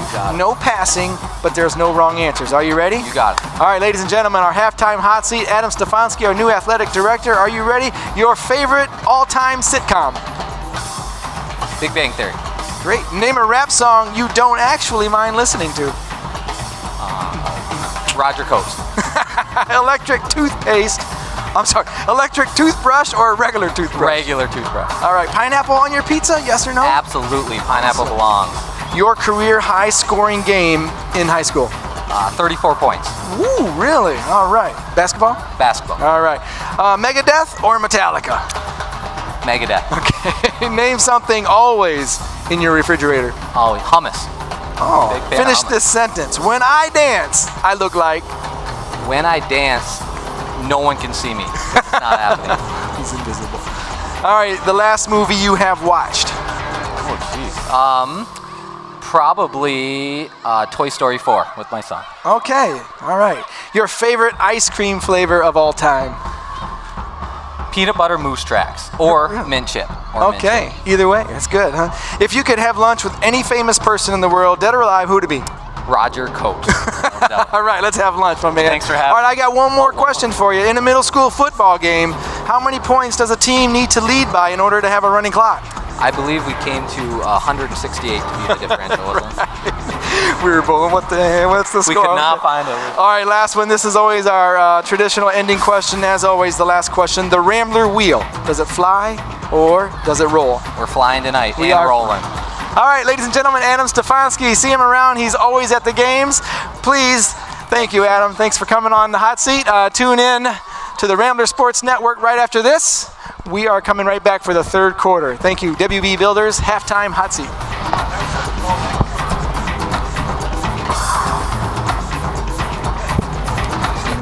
Hi, my name is Annabelle Sealy, and I play volleyball here at Boyne City High School. Thank you for watching the Rambler Sports Network on My News 26. Oh, you froze there. It's funny because my wife once in a while driving in the car will throw on my grass and stuff. Why am I proud to be a Rambler? Why am I proud to be a Rambler? Why am I proud to be a Rambler? Why am I proud to be a Rambler? I'm proud to be a Rambler because of the school spirit the students express when representing BCHS and cheering on their fellow Rambler athletes. From the energy of the Friday night games to our incredible week of homecoming and Spirit Day activities to rocking the stands at basketball games, being a part of this excitement and fun is why I love being a Rambler. My name is Brooklyn Fitzpatrick and I play basketball, softball, and volleyball here at Boyne City High School. Welcome back to the Rambler Sports Network, and the Boyne City Ramblers are now leading the Grayling Vikings 21-0, both coming into the Earl Brotherston field at 1 and 2, but so far Ramblers in full control. Their defense has shut down the Vikings thus far, but we'll see what the Vikings head coach has in store in the second half. I have Adam Stefanski on for a little bit of the call in the third quarter, so Adam, you'll get a chance to see what these Rambler fans do on RSN and their broadcasting skills. You can see there are kids up there in the crow's nest. We've got wires literally from the crow's nest all the way to this production trailer. Jillian over there, she's got the microphone. We've got kids everywhere. We've got kids over here at the end zone in the trailer. We've got Annie. She's going to do scoreboard here. I mean, it's a production that's rivaling some of the NBC trailers at the college games. Yeah, this is absolutely fantastic and so unique. And so Adam's going to help stay with us and call a little bit of the game as he sees it. Well, Adam, you are now part of this very unique thing, so you have to be ready to put a headset on at any time, make comments about players and kids and Chuck as much as you can. You got it. I appreciate you guys letting me on here for a little bit. Just a quick mention that halftime was brought to you by WB Builders, and their goal is to provide our customers with quality, honesty, and a great place for them to come home to. All of us at WB Builders would like to thank our clients, our community, our vendors, and our subcontractors for another great year. We appreciate all you do. Go Boyne. And thank you, WB Builders. You see that crow's nest up there, Adam? They came here 2 years ago. That thing was just a little tiny little thing up there, and WB Builders came in and they expanded that so we can get at least 4 people in there now. Used to be only 2. Comfortably 4 people. And so it looks like Grayling will be set to kick off in the second half. Ramblers will receive. Ramblers do have the momentum here as they wrapped up the first half, 21-0. And as the Ramblers were coming out warming up, we had McShane. We got real close. We got 20 yards within McShane, and so you can hear him clearly. And he can hear him from 40 yards. Yeah, and he was saying this is a huge possession, as we know. I mean, Chuck and I were just talking there half, saying that it's not over yet. There's a lot of plays that could have gone the Vikings' way, and they went the Ramblers' way, and it turned into points. It'd be a ball game if it didn't. So this game is far from over. This possession right here for the Ramblers is huge to hopefully close that door. When they have a valuable, several key players that can do that, what you're talking about, Andy, is make the difference and swing the momentum in this game. Their quarterback looks really good. He's moving around well, but our defense has kind of held him to some incomplete passes and frustrating him a little bit, but here he is on defense, number 11. And here goes a heavy dose of Fong right there for a good 5-yard chunk right out of the locker room. And Adam, that's been their leading tackler, number 21, just made the tackle there again. Milliken for the Grayling Vikings. You can see him flying in here. Number 21 making the play. Yep, and I absolutely agree. This is a crucial drive, sustain momentum, and try to clean up a little bit. A lot of penalties in that first half as well. A lot of slowed the momentum for both sides of the ball. Yeah, we talked about that too. Grayling, how many yards they have and penalties that I'm sure they're kicking themselves, but there's Eli Jackson with the tackle on Fong. Close to a first down on that run. I like the play calling so far from Coach Suttle. And they're going to give it to the Ramblers on that play. Fong Nguyen running it for another first down for the Ramblers. Keeping this drive alive. The momentum still moves in our favor. That's not going live, is it? Okay. Who cares?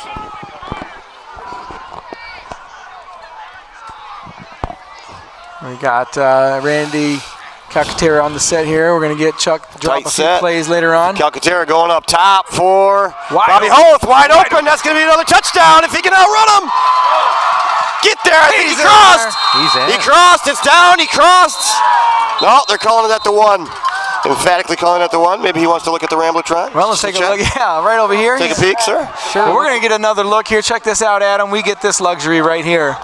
Great job on the replay, Brooklyn Fitzpatrick. Watch the knee of Bobby Hoth. Does it go down before?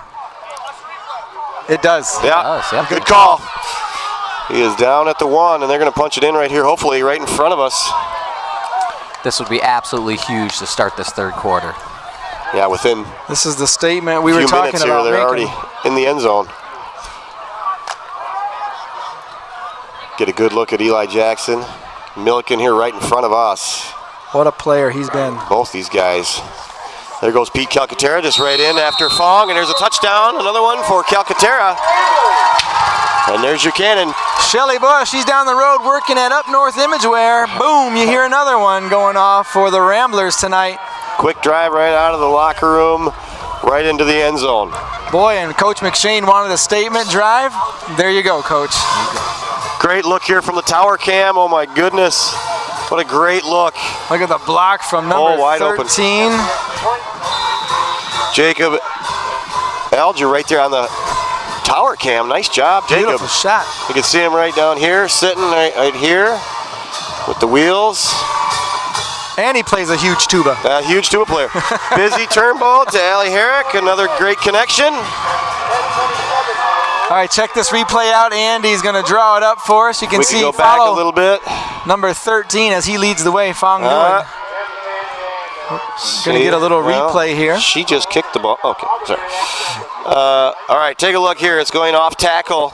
Watch this hole open up, and I think Fong is looking for people to hit. And look at this pull right here. Pull blocks out the end. Fong up the middle. Pete has nobody touch him. That's fantastic. That pulling guard, like we said, most important player pretty much on the team is that pulling guard. If you got a pulling guard, got yourself an offense. Yeah, this tower cam, Al just got it working tonight, so there is look at this the Bobby Hoth run from all the way down to the 1 on the Yeah, let's take that back to the actual pass, leaving Calcaterra's hand into Bobby's hands. It's beautiful, Jacob. That's a new crew member, Alger, getting a great shot there. Yeah, I thought Bobby had the wheels to get there, but look at the wheels right here. Holy cow. That's Ozga. Ozga, the quick back. And great look right there at the goal line. That ground caused it, luckily, because that went back into the field of play, but ground caused it. Another solid extra point by Ali Herrick there as well. And I noticed the other night at the middle school football game, Busy was out there for about an hour working on her long snapping. So what a great combination that is. Two kids that just worked their tail off at their craft. And what do you think of that there, Adam? We got the girl snapping to girl. Look at this. Look at that spot. What a great spot to put it. There goes Ozga. And Jacob Robinson first to hit him down here, just inside the 20. And the Ramblers think there was a loose ball, but a little scuffle after the play there with a couple of players and broke up quickly. But look at that spot. She puts it right there almost on the 10. Ozga has to go scramble to get it. Again, how valuable. Ozga's sitting over here midfield. She puts it over to the right side, and he has to go get it. And that just does nothing but let the players come down here a little bit quicker. And there you go. You got field position on the 20-yard line. where the Vikings will start their offensive drive. Got number 70. That's a really good size looking kid I was looking at that too. We got a good look at. We got a great look at that, didn't we? There's Ventline handed off to Jackson. Gets stood up in the hole, takes it, and goes another couple yards. He's a beast. Beast of a tailback. That's Jackie Belcher coming off the pile, number 72, getting in on that action. But Eli Jackson. Still running. I tell you what, I made a mistake there. Called him a tailback. I think he qualifies as the old-fashioned fullback. I think he's a for sure meat and potatoes fullback, isn't he? For sure, a little John Riggins there. That's right, little Johnny Riggins. Look that up, kids. Google that one. Hand in the dirt kind of player. That's right. Ventline again. Got twins on both sides. Goes to Jackson. Goes again. Again, up the middle and. Yeah, great job closing. I think we just aged ourselves by name dropping that guy. It's okay. I'm not trying to hide it anymore. Through that game. All right, we have another sideline report with Jillian Kane, and I think she's in the band, right now. So, Jillian, what do you got for us? And this is Claire Ivy. She's a wonderful friend of mine. I'm Claire. Yes. I do drama. Yep. I play the tuba. Well, more technical difficulties with Jillian. So, yeah. Claire is a beautiful piano player. Randy just wants us to do the Whose Line Is It Anyway? Yeah. Here's Jackson again around the outside and stopped. Bobby Hoth slowing him down. Tell you what, little Bobby Hoth coming up to hit Eli Jackson. And boy, you got to love Bobby Hoth. Not afraid to hit anybody. He will hit anybody for the sake of saving a play. That's how they had to hit John Riggins, by the way. There's no other choice but go low. See, if we keep talking about him, kids are going to have to look him up, right? Yeah. Yes. That was the first fullback I could think of. There's others. Roger Craig. There's others. Yeah. All right. 1st and 10 here for the Vikings, putting together a drive, slowly but surely. One Jackson bunch of yards at a time. More Jackson. There he is again. I mean, he's going to get you 2 or 3 every time. Another ankle tackle there. Yeah, you got to go low, but if he ever keeps his feet, it can be kind of tough. Yeah, it's heavy dose. Adam, any fullbacks come to mind for you? I was trying to think. Touchdown Tommy Vardell. Ooh, wow. Look that one up, kids. Tommy Vardell. I think he scored 4 touchdowns in one game. 4 rushes, 4 yards, 4 legendary. Oh, that's right. Legendary. Look at this empty set. Oh, no, we do have Osga in the backfield. They're going to go to Osga. They're going to keep it on the ground, apparently. And look at the cutbacks here by Osga. Not much. That was a tricky option play. It wasn't a pitch option, but it was more like a running handoff option. 3rd and 8 now, and that's 5 plays in a row. They're running. Going to our left side every single time. They obviously saw something there. Testing Hoth and Gregoire and Belcher in there now. They're obviously trying to work that left side. And we've got Jacob Steinhoff on that side. Playing D-end. Yeah, you got Bobby Hoth out there, and you got, of course, Max on the right side. So now they're coming this way with the jet action. And that way to force it back in. That could be exactly what they were trying to do, Andy, is run it 3 or 4 plays left side, come one side on the other. But Max was there. The player had to cut in. He saw big number 12 and said, no, I'm going to take this inside. You see that right here. Watch here. He'll see Max come in. Can't see him in the picture because he's out here containing. Right there, he's going to come in. He's pushing that whole thing back inside, so all those inside linebackers have to take care of the business. But you didn't see Max in the screen, but he did his job. Yep. Force everything back to the middle. Again, twins on both sides. They're going to go to Jackson. Same thing. He stumbling, bumbling. He doesn't go down on the first or second hit. Yeah. And boy, he's got gas in the tank, doesn't he, fellas? Still going. Yeah, that was close. 1st down now for the Ramblers. They were not going to give up on that. They were just going to go for it. Non-stop. Here we go, halfway through the 3rd quarter already. Yeah, we are into the 3rd quarter, brought to you by Cortez Flynn. Cortez Flynn is one of Northern Michigan's largest independent insurance and financial service firms right here in Boyne City. They're comprised of a team of professionals from various backgrounds with numerous years of insurance experience, bringing a wealth of knowledge and expertise to their clients. We advise clients. Cortez Flynn, thank you for bringing our third quarter action to Boyne City. Fong off the hole. Oh, nice job by Fong Nguyen there. Hit that hole perfect. Yeah, and that was Hunter Ventline, starting quarterback and also playing safety, DB. Watch that pulling guard right there, block out that end. It's fantastic. We go back and see that again. Nick Allen just doing a fantastic job blowing out this end. Watch here. You can see him right here. 59, keep your eye on that. Watch him come down that line. This is called the pull block. He's going to take this guy out right here, so this hole opens up. Watch that. Take him out. Fong right inside of that. That's exactly how that's supposed to be run. Beautifully done, Nick Allen. Oh, fumble on the play. Fumble by Aaron Bess. Looks like the Vikings have it. He got hit low and high and coughed it up. Yeah, we were doing a replay there, but that Aaron Bess had the ball in a jet motion and got hit high and was falling and fumbled the ball, and the Vikings came up with it. Big turnover.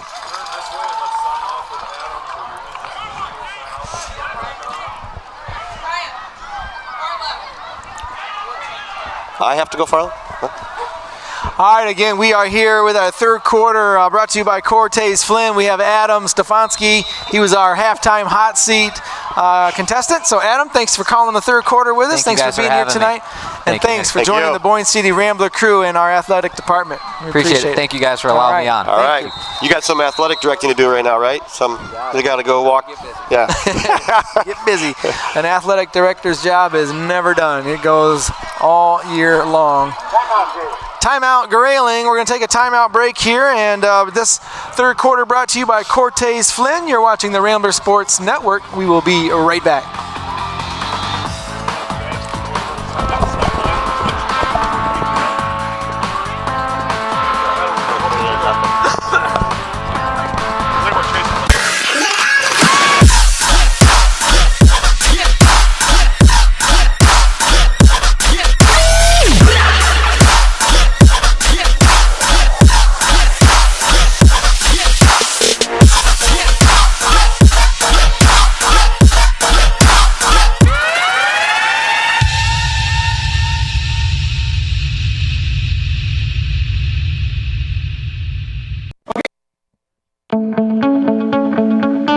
Why am I proud to be a Rambler? Why am I proud to be a Rambler? Why am I proud to be a Rambler?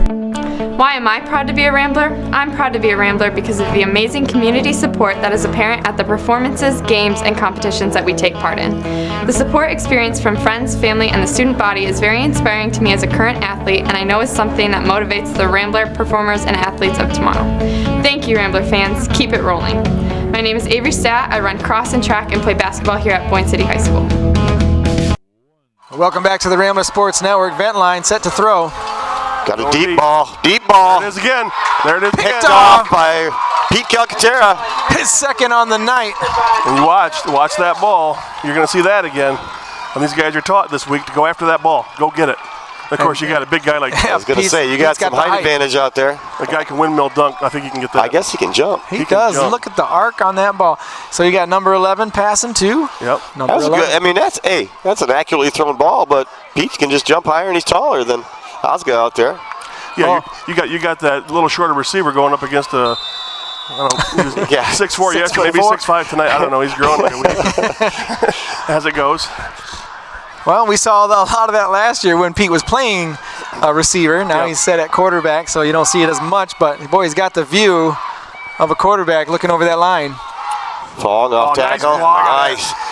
I know he's mine, but you got to watch this right here. Milliken again. So watch, he's going to pancake this guy right into the ground right here. Watch him.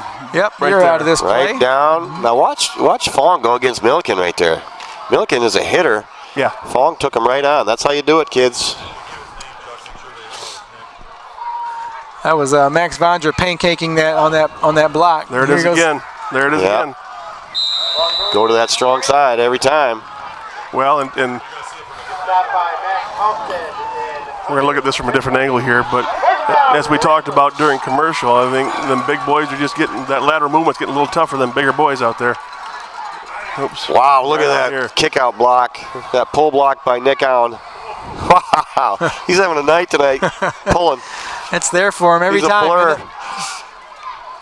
And he can move. Nick comes off of that stance, right there. Oh running my down God. the line. Right here. I'm watching up here, I'm sorry. Yeah.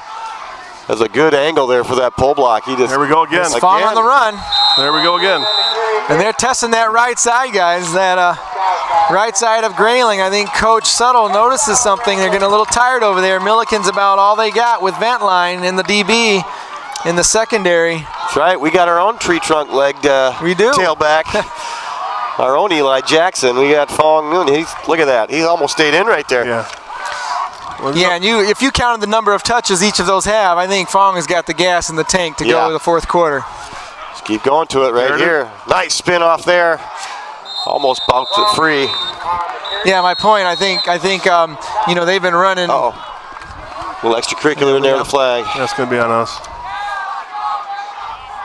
What were you saying, Roger? They've been running number 44 quite hard first and second quarter, where we were a little more reserved and balanced, and so I think Fong has got a lot more fuel in those legs than number 44 does. Eli Jackson's getting a little.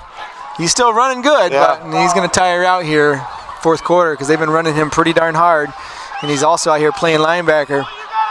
Yeah, he's a big boy. He's taking a lot of reps out there, and Fong isn't taking as many reps on defense, I'm sure, as he rotates Jackson. in, doesn't he, at linebacker? Yeah.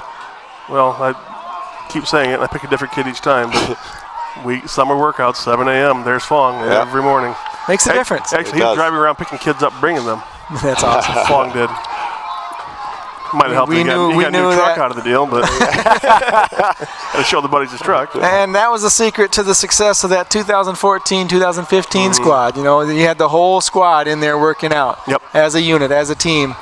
That kind of tapered off here the last couple years, but you got these guys back in the weight room. Yeah. It makes a difference in the offseason. And then come this football season, you can go the distance. Fong did the band workout, too. Oh boy, I'll have to ask him about that one too. Yeah. All the way to the airport and back. Oh. Not even Pete Calcaterra back to throw. We got a lot. Top. You got him. Boom, Bobby Holt. Bobby Holt again. Touchdown. Touchdown, Bobby Holt. How's that for a view, fellas? Everything's coming our way tonight. Right at us. You got it. Love it. I'll bet you Jacob Alger got a nice shot there, too. Look at this end zone camera action. Bobby Holt committed. Great throw. Making the perfect adjustment there. That is not easy, folks, looking over your back shoulder. Wow. That'd be about 50 yards. That was a great hookup right there. 52-yard pass from Calcaterra to Hoth. He had one of those last week, too, in Sheboygan. Oh, my God. What a great. That was the nail in the coffin right there. 34-0 now, about to be 35. Boom. Nice job. Busy and Herrick. Yeah. Great combo right there. Look for that all season. They've been perfect on the night. 35-0. It's been all Ramblers tonight. Second half, we were hoping to see something revived out of the Vikings offense, but fellas, it's been all Boyne City coming out. Well, I think if I'm a Grayling coach, you're going to look back at this game and say, man, we just played sloppy. A lot of mistakes, a lot of turnovers. But back to the Rambler side, you got a great team. A lot of young kids, like you were just saying, it reminded me, Roger, but last couple of years, that weight room thing has kind of gone off, and that leadership is now bringing that stuff back. And I was worried about them meshing, that the older leadership and the younger kids coming up, when are they going to mesh? And obviously tonight, they have put it all together, and they're meshing fantastic. It's definitely evident. You can see it on the field when it all comes together, like tonight. Strategically tonight, though, early in the first half, we pointed out defensive linemen rotating in and out. I don't know if you guys are watching the extra points, and it may not seem like much to the average person watching, but look at the numbers along that offensive line, the extra points, they're different numbers. So these kids are getting breaks over here, they're getting reps. These guys are going both ways all the time. I mean, I think it's just a good game plan. Yep, and like Suttle said, if it's close down the stretch, it favors us. We're in better shape. We got more kids, more rotations. He's playing a lot of numbers out there. He is. I think there's a strategy in that. I don't think it's just trying to get kids time. It's right. There's a purpose. This is how we win. Yep. Allie Herrick, let's see where she places this time. I mean, Osgood's a good fast runner. She's going to put it one of the sides. Look at the formations change. Right over here where she did last time, you guys, right on the 10-yard line. They got 21 over here now. Don't kick it to him. Yep. Put it right over his head. Yeah. Now he's got to come get it. Let's take some time. Pursuit is there. Josh man, Robinson nice again. hit by Robinson. He's been there every time on kickoff, making the plays, and Osgood takes it up. Looks like near the 30 to 40-yard line, right in there where the Vikings will start over on their offensive drive. 35-0. We're in the third quarter, still 4 minutes to go. The clock's ticking. And we could use a few tweets out there, Rambler fans. Where are you? What you doing? What's going on in your neighborhood, and where are you watching from? We'd like to hear from you. Well, here's a vent line for the Vikings. Oscar in the backfield. Eli Jackson split out wide. And they've got no choice but to pass. Nice play. A nice good play. Real nice play. But timed it just right. Now, before we send it to Jillian on the sideline, did you see that play they had set up? They're running the guys all down there, and they have Jackson standing back. Run everybody downfield. Other option is to throw to Jackson, and he just runs with a clear path. But luckily that guy, that line went deep. All right, we're going to try to take it over to Jillian Kane one more time, see if we can get some actual sound out of her. Go ahead, Jillian, what do you got? Hi, Kane here, live with Claire Ivy, low brass section leader, who actually won, if I'm correct, the student band competition, the band camp. Tell me about it. Yeah, it was actually our whole section. It was the low brass section, so we do a competition every year where you get points throughout the week or whatever.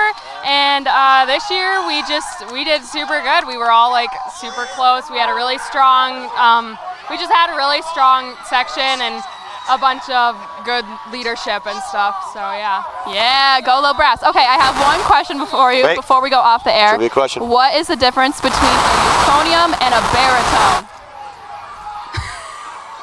Big question right here.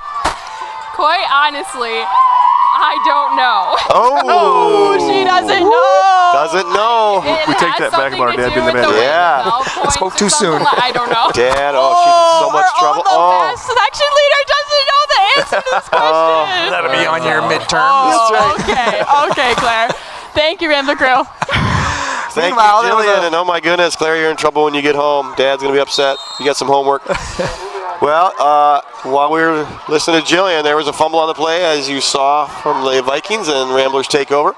Big Landon Howie recovered the fumble. Yeah, Landon Howie. That's great, Chuck. You were just talking about players rotating in, and you know how special. Landon's going to remember that for the rest of the season and into his adulthood life. I mean, falling on the ball at the right place, right time, making a play for the Ramblers. That's pretty cool. Lando, he's I know I say it a lot, but this summer, he was in there. He was in the weight room, too. Yes, he was. Wow. Love that kid. Coach Wolf, the defensive coach over here helping. You had a couple of kids he put a lot of time into. Landon was one of them. There's our soccer team. Look at that. All cheering that's for their girl out Allie. there. That's right. All rallying behind their soccer kicker out there on the football team. That's awesome. Rally for Allie. Very successful soccer team. Good soccer Final team. Four, yes. And I think they've got about everything back. Yeah, they do. They're going to be loaded again coming back. Jake Smith and family watching the Ramblers from IMG Academy in Bradenton, Florida. Go Ramblers. All right. We are all over the place tonight. Jake's been down there playing baseball since he was a freshman. Wow. Yeah.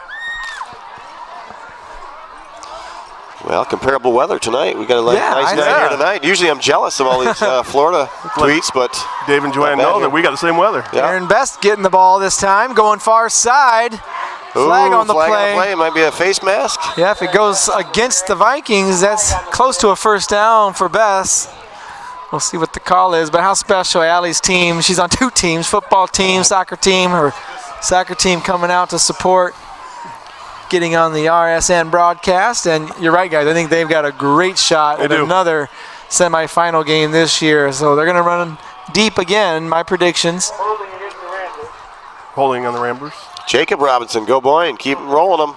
I read Jacob. J-Rob. Talk about rolling. They had a big game last week. Hope won. Jacob played in. Yeah.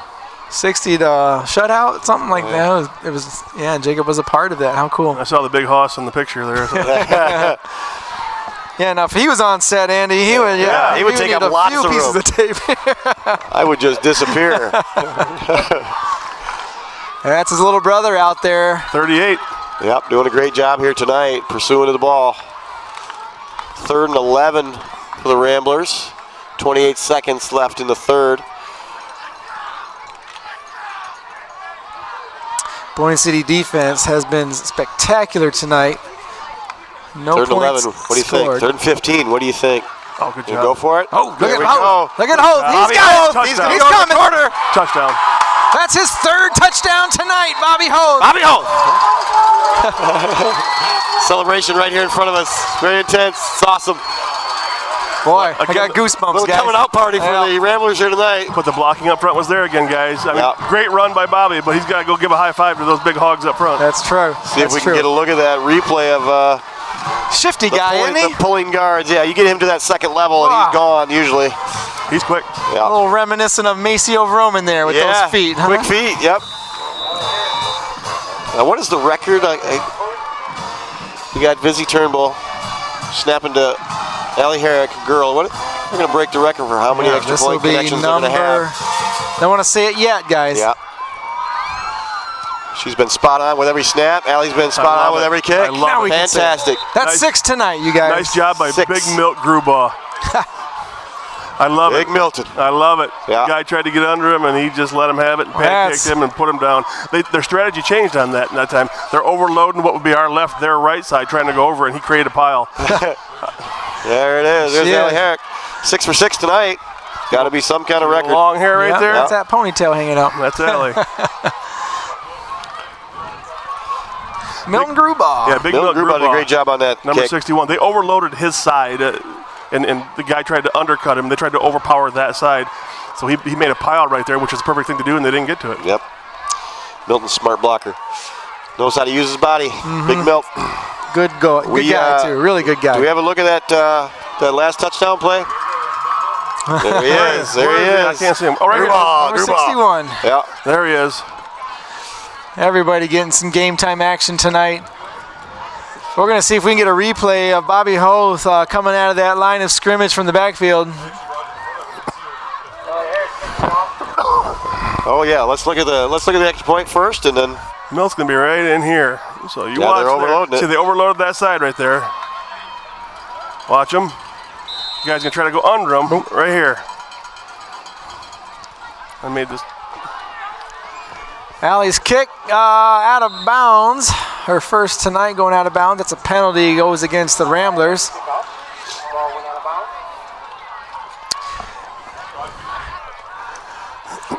So Bobby Hoth, I think, scoring his 3rd touchdown of the night.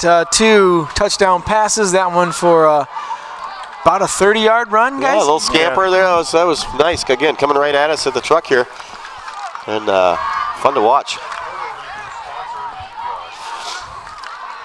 Well, we'll see what Grayling's got. I think we got to go back to the old spread here for Grayling. I would. When you're down 42-0, I would all right, spread it we out. are going into the 4th quarter. We want to take a moment right now to thank all of our local sponsors tonight, starting with True Stream, powered by Great Lakes Energy. True Stream, powered by Great Lakes Energy, is bringing life-changing high-speed fiber internet service to the rural areas of northern Michigan.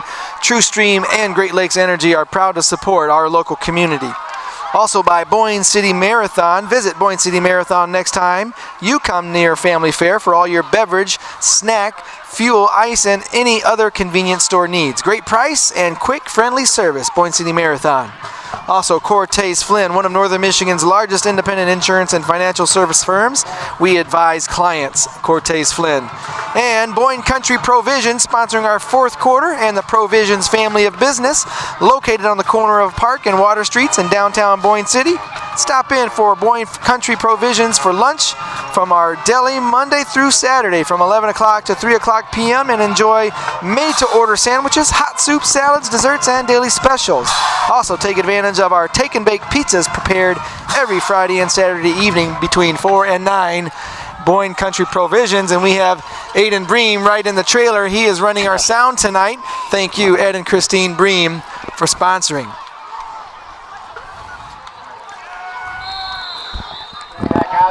Aiden Bream did a lot of summer workouts too, just for the record. I can tell. He's getting ready for basketball. I'll tell you what, kid's always in the gym, always in the weight room. Legs are turning into tree trunks too. Exactly. He's going to windmill dunk. I was going to say, that's going to be another kid we got to watch the dunk.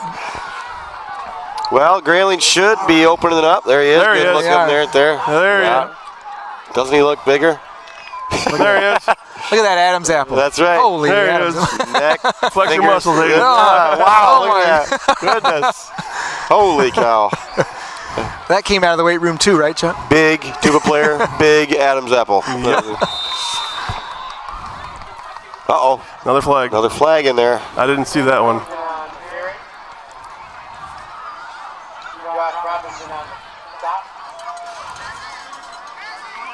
Look at Fong illustrating. Look at those eyes. And I did this, and then I got a touchdown. I think he just saw himself on the Rambler-tron. There I am, Coach. Yeah. Uh-oh. They're looking. Yeah. Yep, the Rambler-tron in full effect. You can see all the kids over here on the hill. They got a big screen TV to look at. Well, that was against the Ramblers. We moved the Vikings up a little bit here, and they're spreading it out. You know, I'm sure the coach wants to let fly here with the ball, but they've been getting picked off so many times. Kind of skeptical on that. There we go. Good D. Yeah. You got some new numbers out there again. Osga again. Bobby Host in on the tackle, along with Jackie Belcher there. Wrangling the ball carrier down. Second down coming up. You got Max Matthews out there, 18, playing outside what would be Max Vondra's spot. And he played in Sheboygan last week, opposite side of Max Vondra, and played well. I mean, he gave them some good time, some good minutes, and so did Corey Newman. And that's a running back last year, guys. Max Vondra just ran that JV offense in that running back position. Haven't seen him get a play tonight yet, but we'll see on offense. Max Matthews. You said Max Matthews. What did I say? Did I say Max Vondra? Vondra? Max Vondra, yeah. I didn't think he was on JV last year, but I didn't know if there was some swapping going on. Well, and Busy Turnbull's in at linebacker as well. So getting a lot of kids action here tonight, and it's probably not going to drop off too much. Yeah, Landon Howie's still out there on the line. Jackie Belcher, Milton Grubaugh. You can see Busy right there, linebacker. Timeouts out there. Busy making her read. Max Matthews. Max is a heck of a player. Boy, that guy gives everything he's got, doesn't he? He's got a motor. He does have a motor. Well, he's a Matthews. Yeah, I was going to say. Yeah. His brother, I'll never forget it. I know what you're going to say. I was thinking it before you even said it. Oh, my gosh. We were down there. They were running this way, and he was out in front and leading that whole thing.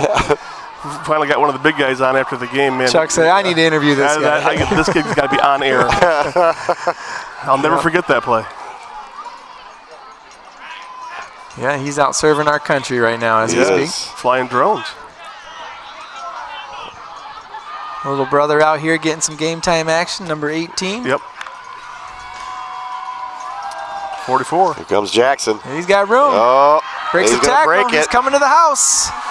Finally, Grayling gets into the end zone. Eli Jackson. Well, I guess he does still have a little gas. He does. He broke does. through that secondary and took it to the house, 36 yards out.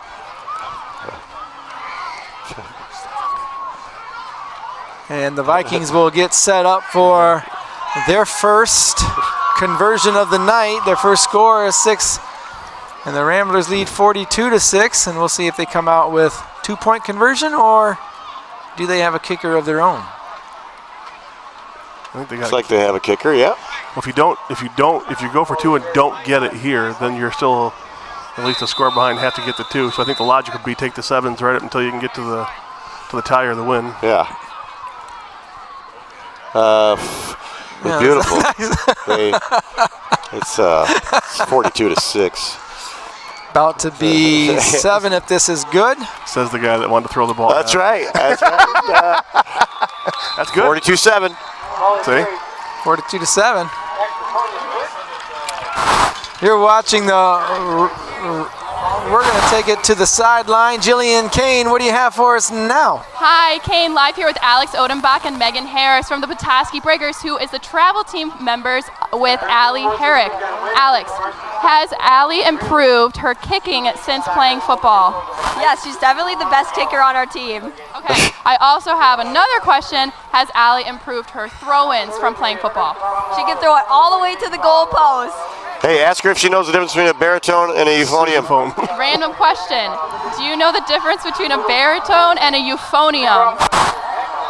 No. No. That's a no. I play soccer. That's a no. It's But a hard good job, no. Allie, and back to you, Rambler crew. Thank you, Jillian. Man, she's getting support all over the place. Exceptional That's awesome. athlete that Right. Allie Herrick is. Yep. And Mr. Ivy's got some work to do this week. Yeah. Or next week coming that up. might be on the test this week. Yeah. You think Jacob knows the difference? Let's get him on the set here. He might. Yeah. But he might be able to just kind of He'll wing talk his way something. through it. He can wing it and come up with a definition, I'm sure. Let me tell you. Give me a microphone. Yeah. Well. Can you hear us? He'll probably sing it to us, too. Yeah.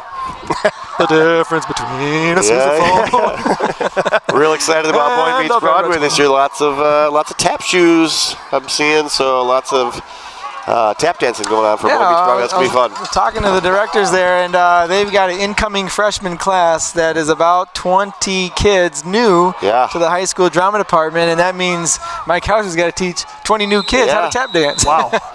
They lost a bunch, and they brought in a whole bunch, so it's going to be oh, man. Great job. A nice kick here. Here's Bobby Hoth receiving the kick. Watch out. Watch out. He's going. Watch out. He's going. It's number 8 taking it through the 50-yard line and into Grayling territory on that kickoff. Well, if we can get a replay on that. I want to show. Where's right here? No, I'm gonna go back. Max Matthews got leveled, jumped right back up, and went after somebody. Yeah, this is gonna be careful. Well, that was first action we got to see tonight of our kick return. Looked pretty good, I thought. Looked really good. All right, we're going to get the answer to our question here. All right. Jillian Kane's over there with Jacob Alger right now. I'm here with Jacob Alger, who hopefully can be able to explain the difference between a euphonium and a baritone. Jacob, over to you.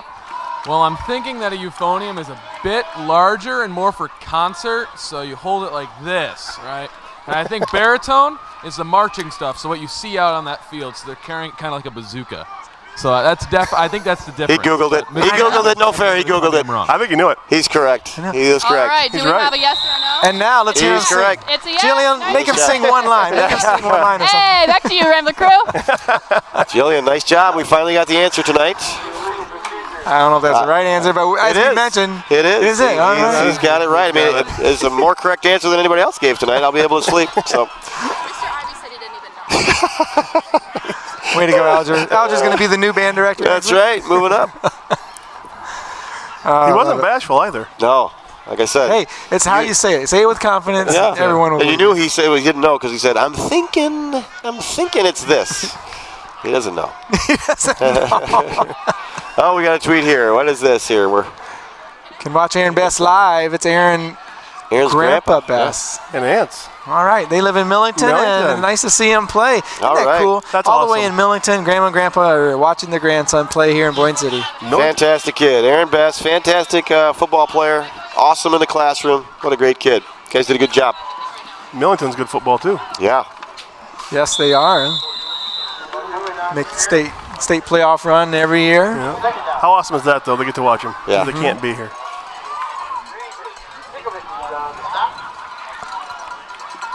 Well, we got about 6:25 to go in the game here.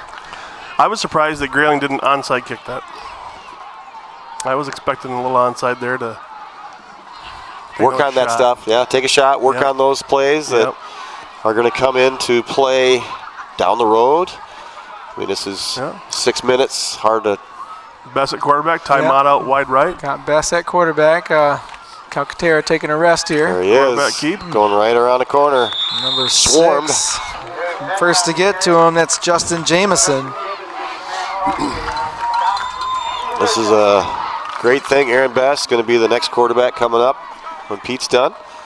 Giving him some minutes here.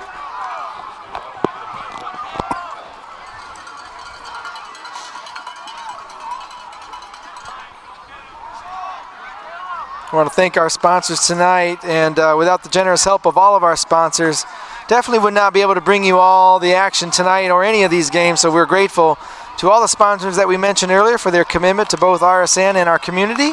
So special thanks to True Stream by Great Lakes Energy. Brought to you our... Oh, what a run. What a block. Oh, he's still down going. Right there. Corey Newman. Corey Newman, great job.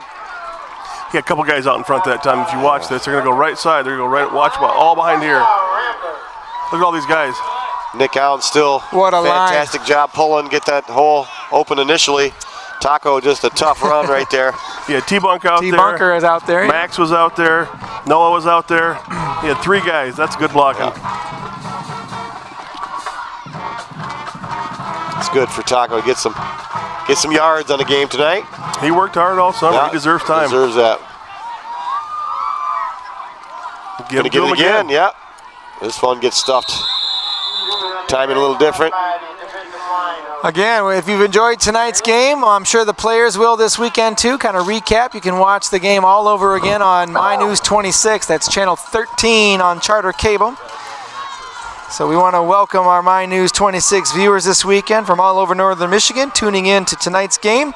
And when you watch it, thank you for tuning in over the weekend. Excited to bring our partnership again with My News 26 and Great Lakes Energy and also Wolverine Power Cooperative. For 80 years, Great Lakes Energy has been serving northern Michigan residents. And so we want to thank all of them and all of our local sponsors for their support this weekend. If it's like my house, it's on My News 26, Saturday and Sunday, waiting for the games to pop. I want to see that one more time. Yep. The whole weekend. Good or stop. You can also go to www.boyne.k12.mi.us, our Boyne City website, and all of our games are archived in the RSN archives. Chuck, I went back and watched the very first broadcast of RSN here 6 years ago. Is that what it was? It's been 6 years that we've been broadcasting football games. And Andy, I know you're excited. We'll get this big Rambler-tron into the gymnasium this winter. Light up the wheelhouse, baby. The wheelhouse is going to have a whole new aspect to it. Going to miss Fritchie. Yeah, that's right. Fritchie will. Yeah, I'm taking applications. Sorely missed. We won't be taking Max's shoes off the bench. That's right. Those things really stunk, by the way. We still have them. And something you guys should know, I mean, since we've broadcast all the games at home, and I don't know the specific number, but we've only lost one home game since RSN has broadcast. Really? Really? Yep. All other broadcasts have been winning games here at home. Even that close one against St. Francis, you'll recall that. Oh, yeah. Down at that end zone, that last hitch play kind of got off that kick that didn't go up, and then that catch by Shulock in the end zone.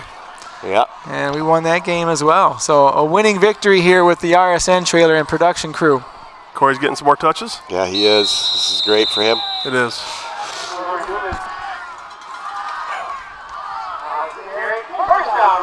First down. To go. Yeah. Take their time burning down this clock. And we'll take a moment right now to talk about our MHSAA sponsorship. Nothing beats good sportsmanship, and nothing beats good sportsmanship because a great game in sports is when your team puts it all together. But it's not just about how you execute as an athlete, it's also about how you execute as a person during the game.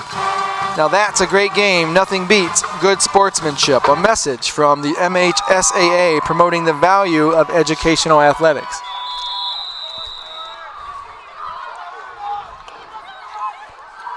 Well, Corey continues to run the ball hard. I think they're kind of teeing off on him a little bit now. Yeah. I like the runs, though. They're giving him the ball with a minute here to go and get him a lot of touches. That's awesome. Yeah, I think Ty Mott might have carried that last one there. And Aaron Best coming in with the play. Ty Mott just got back after being sick for a long time, too.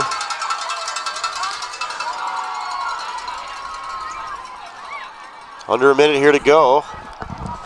See who's going to carry the ball this time. Got Taco in the backfield. Going to be Aaron Best. Keep it. That hole did not open up.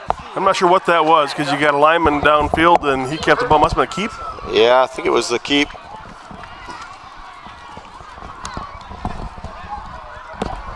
always telling our kids when you run that keep, that tailback's got to get through there. Just because you're not getting the ball, you got to get through there because the guy's coming behind you. You don't just stop. You got a blocker now. Want to remind all of our Boyne City fans that next week, Boyne City travels all the way to the UP, guys. They're going to meet Menominee halfway in the city of Manistee. So this game next week will be played in Manistee versus one of the UP powerhouses. There you go. As this game concludes, here the cannon goes off and the Ramblers extend their victory to 2-2 on the season, 42-7 here tonight. Fantastic win for the Ramblers.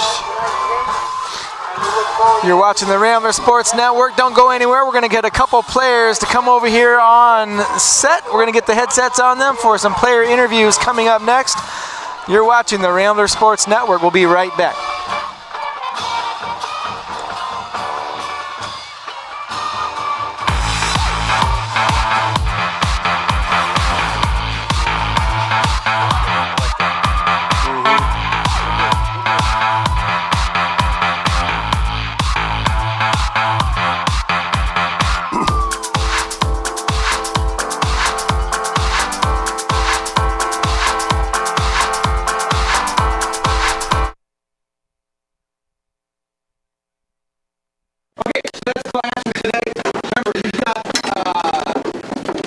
You've got some worksheets too. Yeah, we get the finish line, Ames. 16.5. You got a couple quizzes. You have. Boy, back.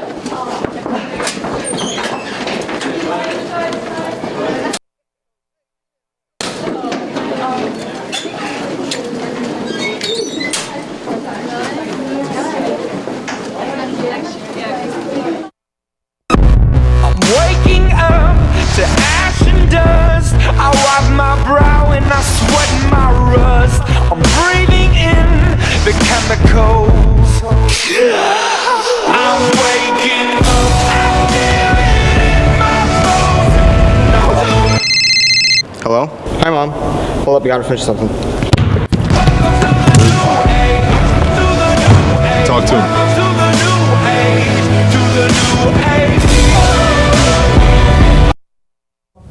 Help. Why do I like to live Boyne? Why do I like to live Boyne? Why am I proud to live Boyne? Why do I love to live Boyne? For the events our town puts on, like Stroll the Streets. It's a great way to meet up with your friends and socialize with new people. Friday nights in the summer, you just can't beat them. My name is Caden Coates. I'm a student at Boyne City High School, and I'm in band and drama.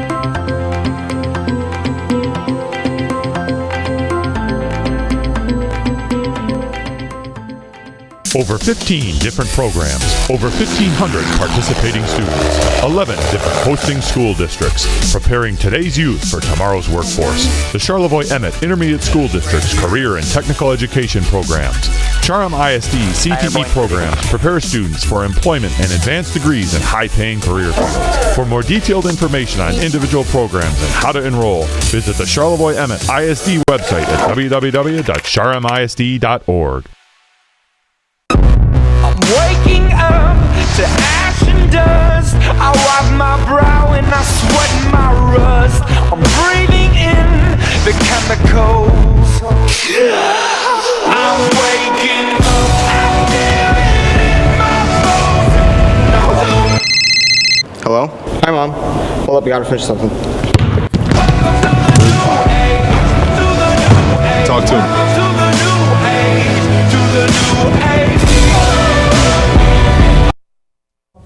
Help. Why am I proud to be a Rambler? Why am I proud to be a Rambler? Why am I proud to be a Rambler? Why am I proud to be a Rambler? I am proud to be a Rambler because of the meaning of our community. To be a part of Boyne City means being a part of a community with great activities and people. Whether it be the town's recent support for Jace's fight for his life in a battle with the flu, the amazing 4th of July parade, or Boyne Thunder. Night in and night out, I am proud to be playing with the word Boyne across my chest.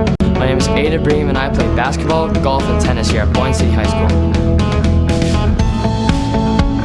In our family, we all use electricity differently.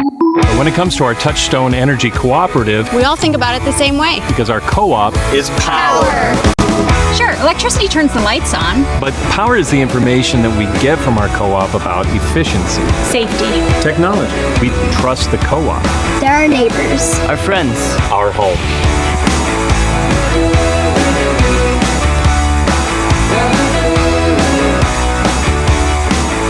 Welcome back to the Rambler Sports Network. I have starting quarterback Pete Calcaterra with me right here. Pete, welcome. How are you? I'm doing great. Welcome to the set. Good. Familiar name on the set, Calcaterra.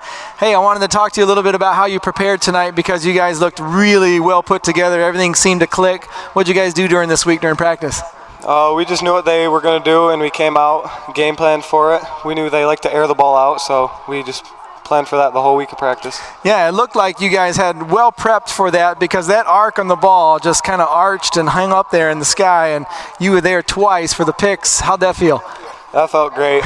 One, especially the pick six. Max is always telling me he's faster than me, so I had to outrun him that time. There you go, Max. There you go. We're going to look at this replay here. Everyone in the stands can see it on the Rambler-tron.